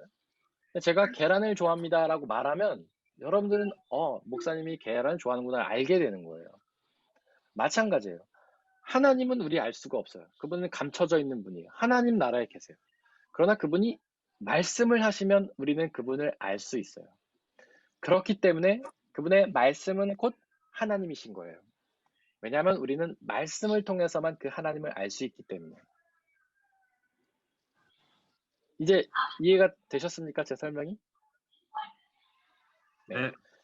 그래서 우리는 말씀을 곧 하나님이라고 알 수 있는 거죠. 말씀은요, 삼중 구조를 갖고 있어요. 제가 설명 들은 분도 계시지만 말씀은 세 가지 차원으로 이루어져 있습니다. 첫 번째는 하나님의 말씀 그 자체. 두 번째로는 기록된 말씀. 세 번째는 선포된 말씀. 이건 이제 바르트라는 바르트라는 스위스의 신학자가 한 말입니다. 말씀 이렇게 세 가지 차원이 있어요. 하나님 말씀 그 자체는 하나님이 진짜 하신 말씀이에요. 그리고 그거를 여러 예언자들이 듣고 성서의 저자들이 듣고 기록한 게 기록된 말씀이에요. 이거는 성경이라고 할 수 있죠. 그리고 그 성경을 가지고 다시 사람들에게 설교를 하는 거. 이게 선포된 말씀이에요. 설교. 그런데 이 세 개의 말씀 중에서 어떤 게 가장 권위가 있을까요? 1번이죠.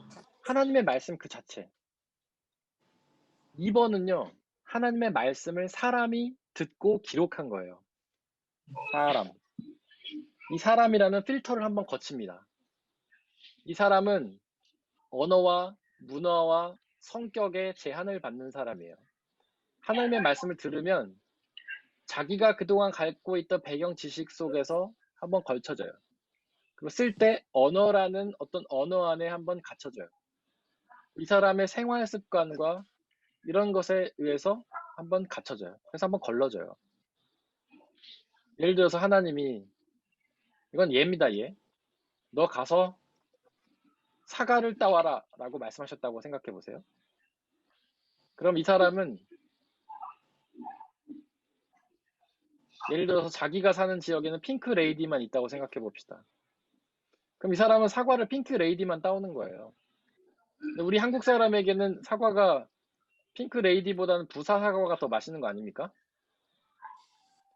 그러니까 이렇게 어떤 언어에 의해서 갇혀진다는 거예요. 뭐 적절한 예인지는 모르겠지만 그렇게 사람이라는 어떤 언어와 문화와 성격에 따라서 제한이 될 수밖에 없다는 거예요. 그래서 하나님의 말씀 그 자체가 권위가 있고 그 다음에 성경이 권위가 있는 거예요. 그런데 우리 입장에서 볼 때는 우리가 하나님 말씀 그 자체를 들을 수 있습니까? 어렵죠? 우리는 오직 이 성경 말씀을 통해서만 하나님 말씀을 경험할 수 있어요. 그러니까 우리 입장에서 보면은 성경 말씀의 권위가 하나님 말씀 그 자체와 같다고 볼 수 있어요. 우리 입장에서 볼 때. 하나님 입장에서 볼 때는 하나님의 말씀의 권위가 더 있지만 우리 입장에서 볼 때는 성경이 하나님 말씀과 같은 권위가 가진다. 그 선포된 말씀이라는 거는 성경 말씀을 보고 어떤 사람, 설교자라는 사람이 설교를 준비해서 설교해요. 그러니까 여기서 사람이라는 필터가 한 번 더 걸칩니다. 그럼 여기에서 또 이 사람의 언어와 문화와 성격이라는 필터를 통해서 한 번 더 거쳐서 설교를 하게 돼요. 그렇다면 성경의 권위가 더 높을까요? 설교의 권위가 더 높을까요? 선포. 성경이죠, 성경. 원래 하나님 말씀에 더 가까운 거는 성경입니다. 왜냐하면 이때 사람이라는 필터를 한 번 더 거치니까. 그래서 예배 시간에 보면은 우리가 말씀과 관련된 예전이 2개가 있어요. 말씀 예전. 첫 번째로는 성서 낭독. 두 번째로는 설교. 이 2개 중에 권위가 있는 게 뭘까요? 더 어떤 게 더 권위가 있을까요? 어떤 게 더 하나님의 말씀에 가까울까요? 성서낭독. 성서 낭독이죠. 그래서 우리 교회는 성서 낭독을 길게 하고 설교를 짧게 하는 거예요. 그렇게 이해를 하시면 됩니다. 하나님의 말씀이 하나님과 함께 계셨다. 그 말씀은 하나님이셨다는 하나님 말씀 그 자체라고 이해를 하시면 되고요. 또 여기서 말씀이라는 말은요.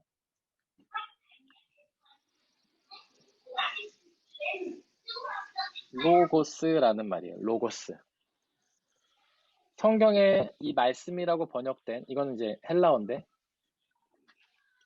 성경에는 이 말씀이라고 번역된 또 다른 헬라어가 나옵니다. 그거는 레마. 레마. 네, 레마.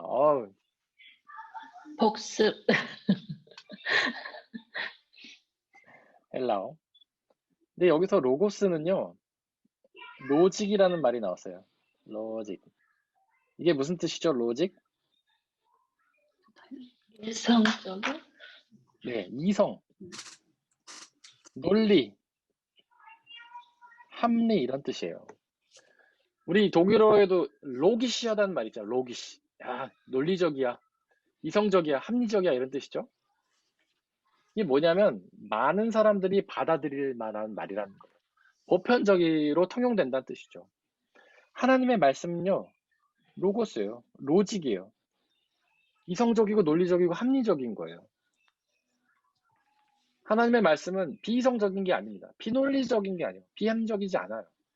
하나님의 말씀은 합리적이에요. 이 세상에 있는 학문들과 서로 상치되는 게 아니라 서로 보완적인 거예요. 우리가 신앙을 가질 때 과학과 굉장히 대립적으로 이해하는 사람들이 있습니다. 신앙은 과학과 대립되는 게 아니에요. 신앙과 과학은 서로 설명해 가는 거예요. 원래 과학이 처음에 나왔을 때는요, 신앙을 사람들에게 설명하기 위해 나온 것이 과학이었어요. 지금은 비록 과학과 신앙이 서로 너무 먼 길을 가고 있지만 원래 과학은 그렇게 시작이 된 거예요. 하나님이 천지를 창조하셨다. 이 말씀은 어떤 특정한 사람에게 준 게 아니라 모든 인류에게 주신 말이에요. 모든 사람들에게는 하나님이 창조하셨다는 말씀이 통용이 되는 거예요. 생명을 가진 모든 존재는 하나님이 자신의 창조자라는 사실을 받아들여야 되는 겁니다. 예수 그리스도가 우리 죄를 용서하신다라는 말도 로고스예요. 모든 사람들에게 통용되시는 논리적이고 합리적인 말씀이라는 것이죠. 그러니까 이제 전도를 할 때 사람들한테 야, 하나님이 너를 창조하셨어. 너의 죄를 용서하셨어. 구원 얻을 거야 이렇게 말하면 그 사람들이 막 질문하잖아요. 그러면 야, 성경 질문하지 말고 그냥 믿어 이렇게 얘기할 때가 있죠. 그거는 하나님의 말씀이 로고스라는 사실을 무시하는 태도라고 할 수 있어요. 그 사람에게 이걸 합리적으로 설명을 해줘야 돼요. 야, 하나님이 이 세상 창조하신 게 되게 합리적이야. 한번 들어봐라. 예를 들어서 여기 핸디가 있는데 이 핸드폰이 너 우연히 창조됐다면 믿겠니? 어떤 돌을 집어 던졌는데 펑 하고 터지더니 이 핸드폰이 나왔다면 여러분들 믿으시겠어요? 아마 병원 가라고 할 겁니다. 이상하다고 할 거예요.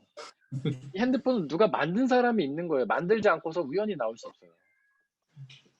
여기 휴지가 있는데 나무를 던졌더니 우연히 휴지가 나왔어 하면 아무도 안 믿죠. 누군가 이 휴지를 만든 거예요. 이 우주가 너무나 완벽하게 돌아가는 우주 아닙니까? 태양과 우주가 완벽하게 간격을 유지하면서 1년을 돌고 있어요. 나무가 사시사철을 지나면서 나무 잎을 메고 열매를 가지고 열매가 떨어지고 우리라는 삶이 얼마나 완벽합니까? 우리 감정이 얼마나 예민해요. 잠을 조금만 못 자도 피곤하고 말 한마디 잘못해도 서로 삐지고 완벽한 감정을 가지고 완벽히 살아가는 존재가 바로 우리 아닙니까? 근데 이렇게 완벽한 존재가 우연히 창조됐다는 것은 오히려 로기시하지 않은 거예요. 말이 안 돼요. 창조한 존재가 있다는 게 더 논리적인 거죠. 더 합리적인 거죠. 이런 식으로 창조를 설명해야 되는 거예요. 예수 그리스도를 통한 구원도 마찬가지입니다. 사람들에게 많이 알고 배워서 논리적으로 설명해 가는 것이 바로 하나님의 말씀을 전하는 거예요. 제가 레마라는 걸 아까 얘기 안 했는데 레마는 개인적인 말씀이에요. 적으로 주시는 말씀.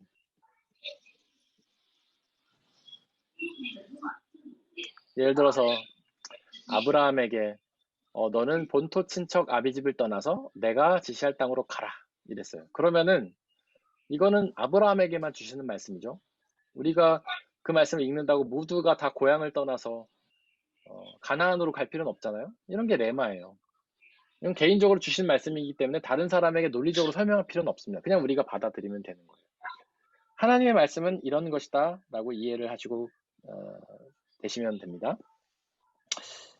가톨릭 교회라는 말이 있죠. 가톨릭 교회.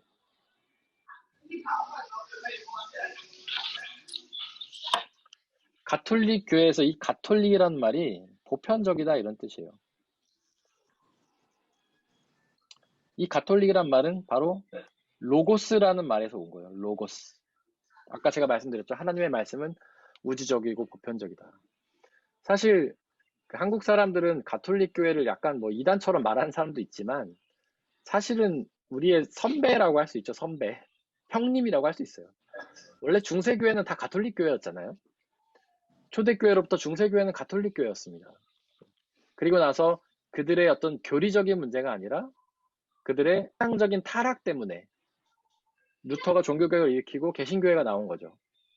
루터가 종교개혁을 일으킬 때 그들의 교리를 개혁한 건 아니에요. 그들의 잘못된 관습을 개혁한 거지. 어쨌든 가톨릭 교회는 우리의 선배라고 할 수 있어요.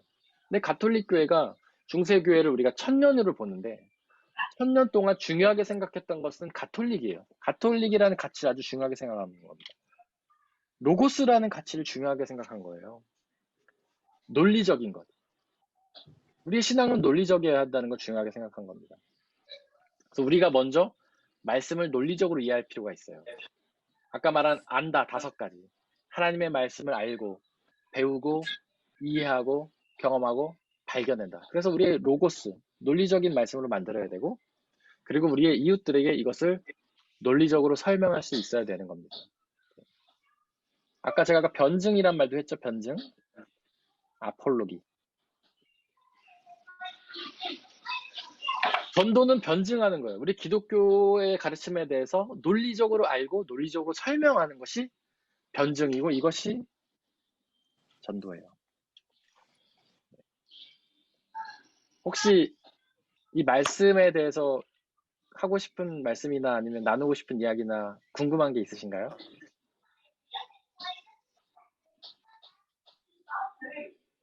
새롭게 알았어요. 가톨릭이라는 새롭게 알았어요? 의미. 네. 예, 의미가 이런 데서 왔고 네. 그렇다면 이단이 아니네요.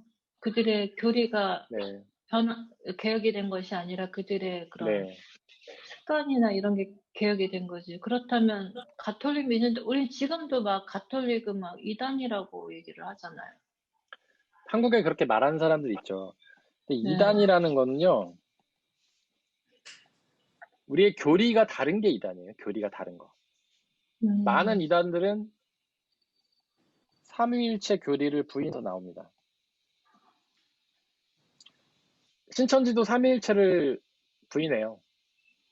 성부, 성자, 성령 하나님이 한 분이 아니시다라고 주장하고 이만희가 육신을 입은 성령이다 뭐 이렇게 주장하죠. 그러니까 이단은 교리를 부인하는 거예요. 교리 부인. 특별히 삼위일체 교리를. 근데 가톨릭 교회랑 우리는 교리가 똑같아요. 다만 어떤 교회 종교적인 관습들이 다른 거예요. 뭐가 다르냐면 가톨릭은 그 뭐라고 하죠? 신부님한테 고해성사 고해성사를 하고 칠성례를 따르고 이런 게 달라요. 우리 개신교회는 고해성사를 하지 않죠? 우리는 칠성례가 아니라 이성례만 해요. 이성례는 성찬과 세례. 이 사람들은 뭐 견진성사, 혼배성사, 결혼도 다 예전이고 견진성사라고 세례 받기 전에 하는 게 있어요. 그 다음에 사제성사, 사제들이 될 때도 예전으로 하고 그게 칠성례예요. 이게 달라요. 고해성사랑 이거. 고해성사는 이제 많은 사람들이 오해하는데 신부님이 우리의 죄를 듣고 용서해 주는 게 아니에요. 그건 잘못된 거예요. 그들도 예수 그리스도를 통해서 죄를 용서받아요. 신부님이 뭘 하는 거냐면 우리가 예수님께 용서받은 죄를 그 합당한 죄 열매를 맺기 위해서 회개 열매를 맺기 위해서 세상적으로 어떤 일을 해야 되는지를 말해주는 게 신부예요.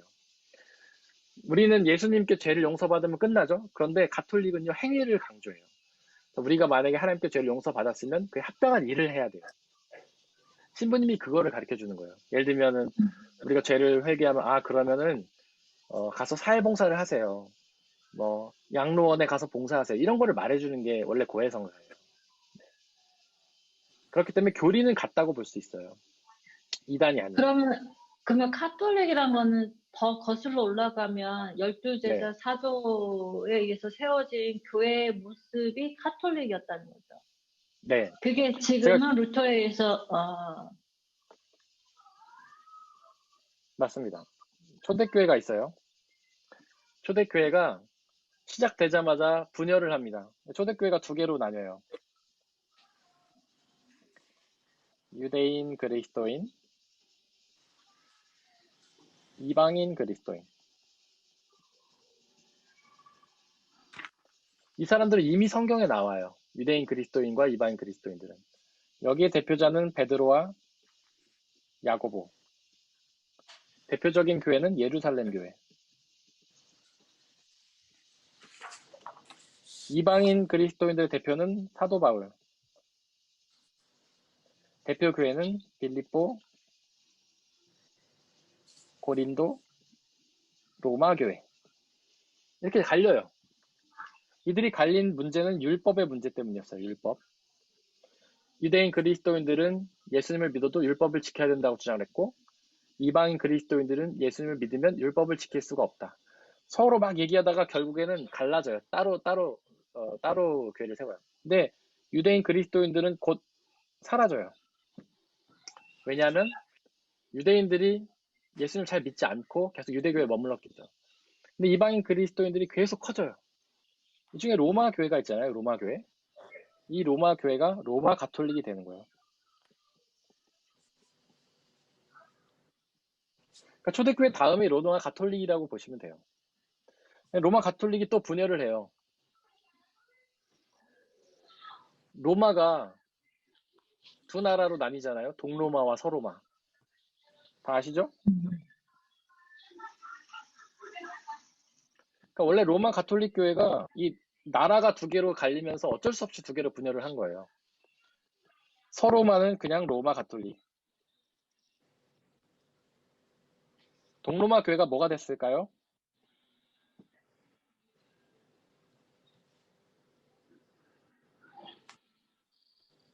동방정교회. 동방정교회 들어보셨어요? 처음 듣는데. 처음 들으세요? 이거 올토독스라고 하기도 합니다. 오토톡스, 저 그리스나 이런 애들이 네. 예. 이 동방정교회가 그러니까 당시에 그러니까 당시에는 대주교라는 사람들이 있었어요. 그게 교회 지도자들 5명. 5명이 있는데 서로마 지역에 대주교구가 하나 있었고 동로마에 대주교구가 4개가 있었어요. 이게 그리스.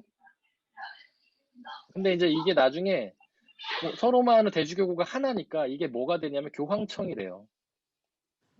그래서 이게 교황이 나오는 거예요. 여기는 대주교구가 4개니까 하나 되기가 어렵잖아요. 그래서 이게 각각 분리해서 교회를 이루어요. 그게 그리스 정교회, 뭐 러시아 정교회,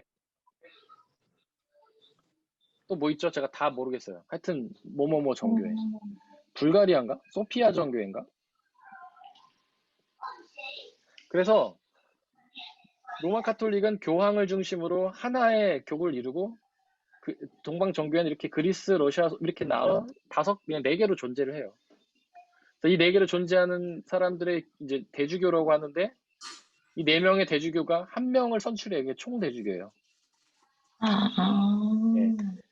근데 사실 신학적으로는 다 똑같은데 이 로마 가톨릭과 동방 정교회가 딱 한 가지가 달라. 딱 한 가지. 다 똑같은데. 그게 뭐냐면 그 말이 갑자기 생각이 안 나는데. 말이 생각이 안 나요. 그러니까 성령에 대한 이해가 달라요. 그러니까 성령을 누구로부터 나왔는가?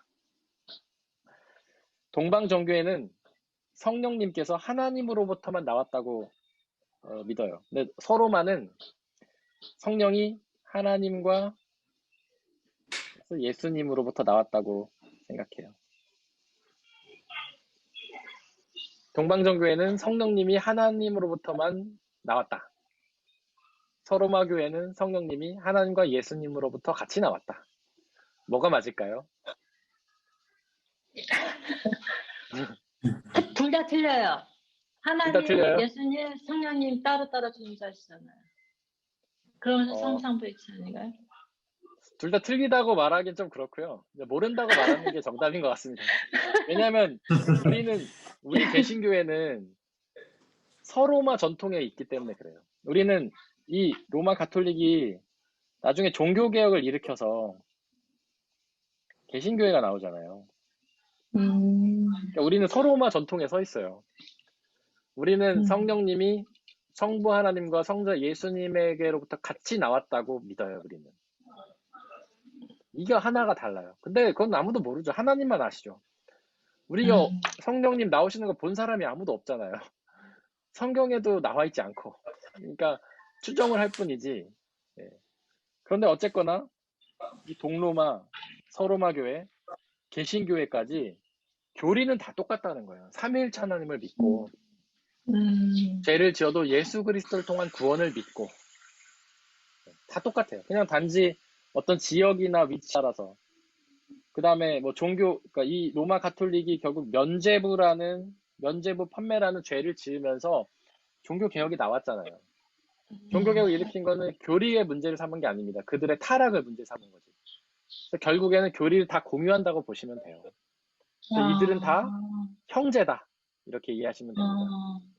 너무 요즘에는, 좋아요. 네.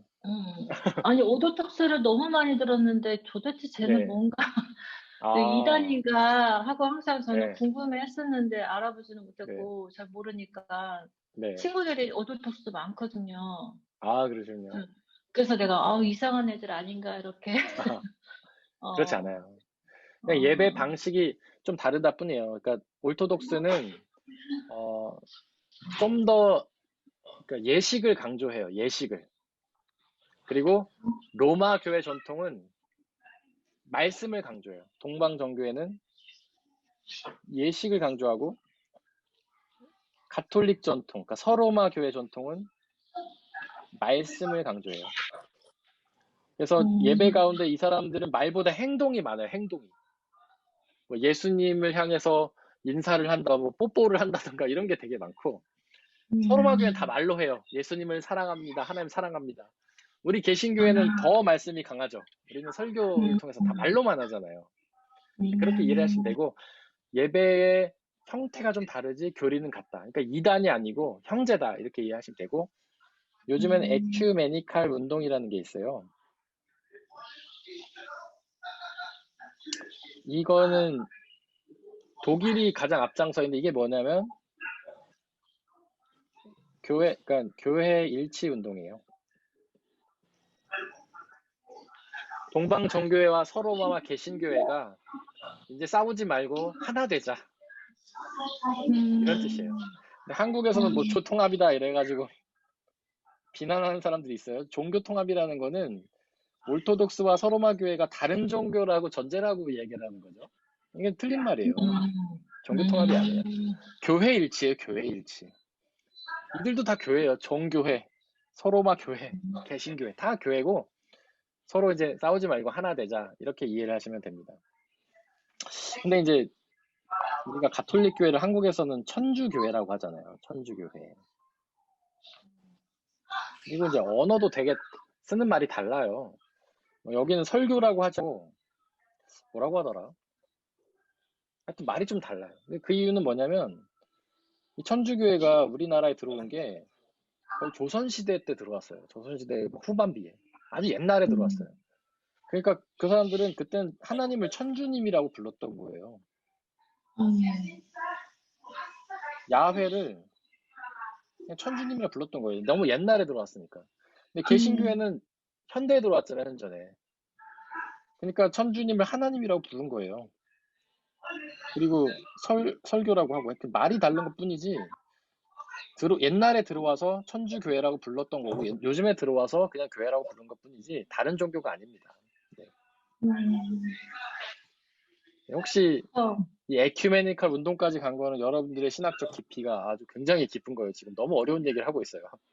네. 제 아들이 항상 천주교, 그러니까 교회에서 이렇게 그런 렐리기온 시간이 있기 때문에 하는데 설명을 못 하겠더라 제가 왜 다른지 뭘 어떻게. 그래서 나는 얘네가 마리아나 베드로를 통해서 구원을 얻는 거야 이렇게 하기 때문에 얘는 이단이야 이렇게 가르쳤는데 너무 잘못 알고 있었네요. 마리아는요 되게 그러니까 물론 가톨릭에서 마리아 숭배를 강조한 적도 있었어요. 근데 이 사람들이 마리아를 얘기하는 거의 근거는 뭐냐면 마리아를 신으로 섬기는 게 아니에요. 예수님의 어머니. 어머니시니까 평범한 사람보다는 좀 더 그래도 더 거룩하지 않겠냐라고 얘기를 한 거예요. 그러니까 가톨릭에는 성인이라는 게 있잖아요. 성인. 사람들 중에 하나님을 잘 믿은 사람들을 성인으로 추앙하잖아요. 그러니까 마리아를 성인으로 섬긴 거지 신으로 숭배한 게 아니에요. 그거는 되게 오해가 되고 있는 것 중에 하나예요. 또 하나 가톨릭 교회는 중보기도가 있어요. 근데 이 중보기도를 죽은 사람한테도 부탁을 해요. 가톨릭 교회는. 왜냐면 죽었지만 그들은 하나님 나라에 있을 거 아닙니까? 그러니까 나를 위해서 기도해달라고 부탁을 하는 거예요. 근데 가장 많이 부탁하는 대상이 바로 성모 마리아예요. 왜냐면 예수님 어머니니까. 예수님하고 가장 친하다고 생각하니까. 그래서 성모 마리아님한테 예를 들면은 예수님 어머니시니까 저를 위해서 좀 기도해 주세요. 이렇게 부탁을 하는 거예요. 신으로 섬기는 게 아니에요. 그렇게 이해를 하시면 됩니다. 질문이 있어요. 네, 질문해 주시죠. 그러면 예를 들어, 그러니까 교리가 같다는 말은 어쨌든 그들도 똑같이 하나님을 믿고 구원을 받는다는 말씀이시잖아요. 네. 그러면 예를 들어 목사님의 자녀 중에 혹시 나중에 커서 아빠 나는 카톨릭이 더 뭐 이런 방식이나 이런 게 더 좋아서 카톨릭을 다닐래요 해도 목사님은 상관은 없으신 거예요? 저는 상관이 없습니다. 네. 사실 우리 둘째가 우리 애들이 다 가톨릭 유치원에 다녔어요. 일부러 보낸 건 아니고 저희 동네에 가톨릭 유치원이랑 개신교 유치원이 다 있는데 개신교 유치원이 자리가 없어요. 그래서 어쩔 수 없이 가톨릭 유치원에 보내긴 했지만 제가 애들을 통해서 애들이 이제 배워오는 걸 보니까 독일은요 가톨릭하고 개신교회가 쓰는 용어가 똑같아요. 보면 독일어로는 카톨리시에 키르시잖아요.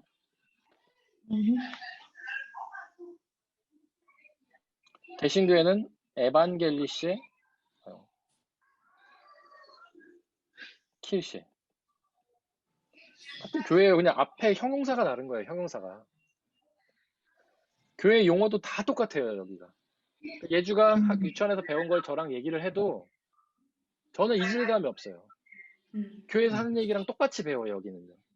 그리고 예주 예언이가 학교 입학할 때 예배를 드리거든요. 여기는. 근데 가톨릭 교회 신부님하고 개신교회 목사님이 그 예배를 같이 인도해요. 여기는. 맞아요. 네, 같이 인도해요. 독일에서는 전혀 이질감이 없는, 정말 형제처럼 생각해요. 이 사람들. 한국에서만 이질감이 굉장히 큰 거예요. 제가 아까도 말했지만 그 이유가 뭐냐면 서로 들어온 그 기간이 너무 달라가지고 용어도 다르고 천주교회 교회 하니까 막 다른 종교처럼 느껴지고 이런 오해가 되게 커져서 그런 것이. 또 가끔 개신교회 사람들 중에 이단이라고 말하는 사람들이 있는데 그거는 가톨릭을 오해해서 하는 말이에요. 네, 그렇기 때문에. 근데 또 하나의 오해 소지가 그 베드로에게 천국의 열쇠를 줬다라는 그 의미를 가지고 또 많이 이렇게 하잖아요. 네, 그거는 저는 가톨릭의 실수라고 봅니다. 그러니까 거기서 그 말씀의 근거가 뭐냐면 너는 베드로다. 너라는 반석 위에, 이 반석 위에, 원래 성경 이 반석 위에 교회를 세우겠다 이렇게 돼 있어요. 그리고 내가 너에게 천국의 열쇠를 줬다는 말도 있죠. 근데 이제 가톨릭 교회가 베드로 교황권을 주장하는 말씀이 바로 이것 때문이에요. 너는 베드로다. 이 반석 위에 교회를 세우겠다. 근데 베드로라는 말이 성경 원어로 보면 페트로스라는 말이에요. 반석도 페트로스라는 말이에요. 원어가 같아요. 두 개가. 그래서 가톨릭 교회는 이게 너는 베드로다. 이 반석 위에 교회를 세우겠다가 아니라 너는 베드로다. 내가 베드로 위에 교회를 세우겠다. 이렇게 해석을 해요. 가톨릭 교회는. 그래서 베드로가 교황권을 있고 수제자고 그래서 베드로를 통해서 교회가 이어져 왔다라고 주장을 해요. 근데 이거는 되게 중요한 오류가 있는 게 여기서 너는 베드로다 할 때 헬라어는요 독일어랑 똑같이 성이 있어요. 독일에 남성, 여성, 중성 있죠? 헬라어도 똑같이 남성, 여성, 중성이 있어요. 근데 이 페트로는 남성이에요, 남성. 그리고 이 반석은 여성이에요, 여성. 그럼 우리가 독일어로 봤을 때 이 단어가 이것을 지칭한다 말할 수 있습니까? 말할 수 없죠. 아니에요, 이거 틀려요. 너는 베드로다. 그리고 반석 위에 교회를 세우겠다라고 하는 게 맞는데 이 예수님이 이 말씀을 왜 하셨냐면 이 앞에 베드로가 이렇게 고백해요. 주는 그리스도시요 살아계신 하나님의 아들입니다. 고백. 그러니까 예수님은 너의 고백 위에 네 고백이 반석이니까 너의 고백 위에 내가 교회를 세우겠다 이런 말씀이에요. 그러니까 베드로라는 사람 위에 교회를 세우는 게 아니라 베드로가 한 신앙의 고백. 예수님은 그리스도라는 신앙의 고백 위에 교회를 세우겠다는 게 원래 해석이 맞습니다. 다 신학자들이 그렇게 해석해요. 근데 가톨릭 교회가 그거를 뭐 일부러 오해했다. 저는 일부러 오해했다고 생각해요. 자기네 어떤 교황권을 강조하기 위해서. 이건 가톨릭의 실수죠, 실수. 실수기도 하고 뭐 오류기도 하고 그렇습니다. 이건 잘못한 해석한 거라고 봐요. 하지만 이게 교리적으로 문제가 생기는 건 아니죠. 예수 그리스도를 믿으면 구원을 얻는다는 교리를 해치는 건 아니잖아요. 아니기 때문에 저는 교리적으로는 우리 개신교회와 다르지 않다. 그리고 여러분들 그러니까 개신교의 역사는 어쨌든 가톨릭에서 온 거예요. 가톨릭에서 루터가 종교개혁을 일으키면서 개신교회가 나왔어요. 어떻게 보면 엄마라고 할 수 있어요, 엄마. 근데 만약에 개신교회 가톨릭 2단이라고 하면 우리는 2단의 자식 아닙니까? 우린 2단의 자식이에요. 2단의 자식도 2단이죠, 그러면. 저는 이거 굉장히 이상한 주장이라고 생각해요. 우리 엄마한테 2단이라고 얘기하고 있는 거예요. 우리는 천년이라는 가톨릭 교회 역사에서 잉태돼 나온 자녀인데 이제 600년 됐죠? 500년. 1517년 빼기 2020년 한 500년이죠. 500년. 500년 됐어요, 이제 500년. 가톨릭의 역사, 가톨릭은 1500년이죠, 이제. 여기 1000년 역사에 500년이니까. 500년 됐는데 1500년한테 이단이라고 하고 우리를 잉태한 사람이 이단이라고 하면은 저는 그 주장이 너무 이상한 주장이라고 생각해요. 저는 그래서 사실은 형제 종교라고 말하기도 좀 그렇고 엄마다 우리의 그렇게 이해하고 싶습니다. 근데 그거는 제가 혼자 얘기하는 게 아니라 많은 신학자들이 그렇게 주장하는 거예요. 근데 이제 카톨릭을 이단이라고 얘기하는 사람들은 근본주의자들이에요. 영어로 펀더멘탈리스트라고 해요.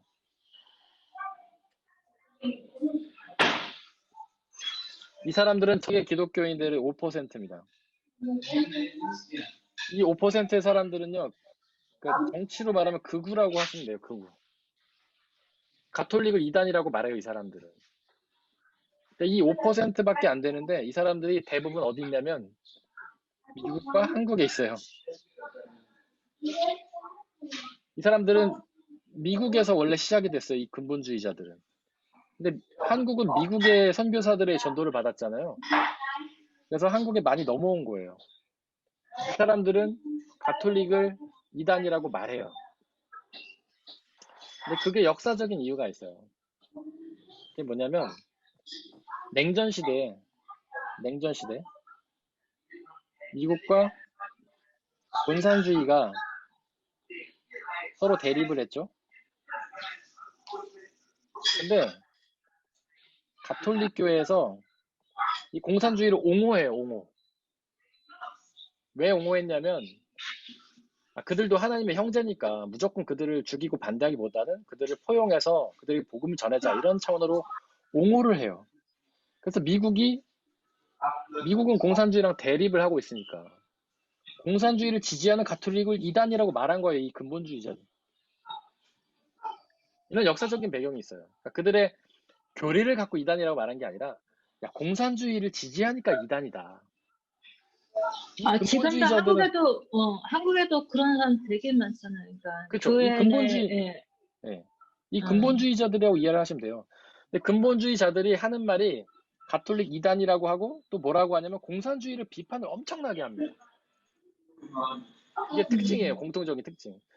한국에 그 얼마 전에 그 맨날 얘기하는 사람도 있잖아요. 북한 빨갱이라고 하고 북한 도와주는 정권은 빨갱이 정권이라고 하는 교회 사람들 있죠. 기독교인들 있죠. 이 사람들이 뭐도 얘기하냐면 이 가톨릭교 이단이라고도 말하는 거예요. 그게 이런 역사적인 배경이 있다는 걸 이해해 주시면 됩니다. 5%의 사람들, 나머지 95%는 가톨릭을 형제라고 말한다. 이렇게 이해하시면 됩니다. 근데 이 95%는 대부분 유럽에 있다.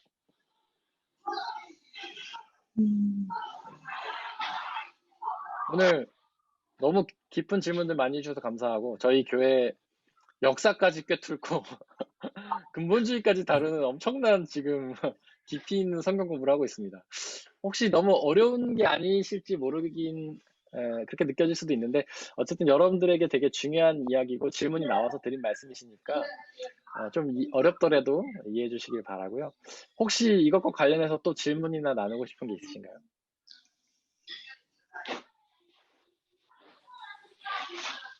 네. 없으시면 제가 기도 마치고 예배를 드리도록 하겠고 오늘 오후에도 함께 하신 분들이 계시죠? 우리 네. 천정민 형제님네 부부하고 서민경 성도님. 네, 이따 또 오후에 뵙도록 하겠습니다. 그럼 제가 기도하고 마치겠습니다. 사랑의 하나님, 주님의 깊고 심오한 말씀들을 저희가 나누었습니다. 안에 부족한 인간의 지식으로 나누었지만 성령 하나님 역사하여 주시고 저희 말씀들이 잘 깨달아지고 하나님께 더 가까이 나갈 수 있는 귀한 시간으로 은혜 내려 주옵소서. 감사합니다. 예수님의 이름으로 기도드렸습니다. 아멘. 아멘. 네. 아멘. 감사합니다. 이따 뵙겠습니다. 감사합니다. 예. 안녕.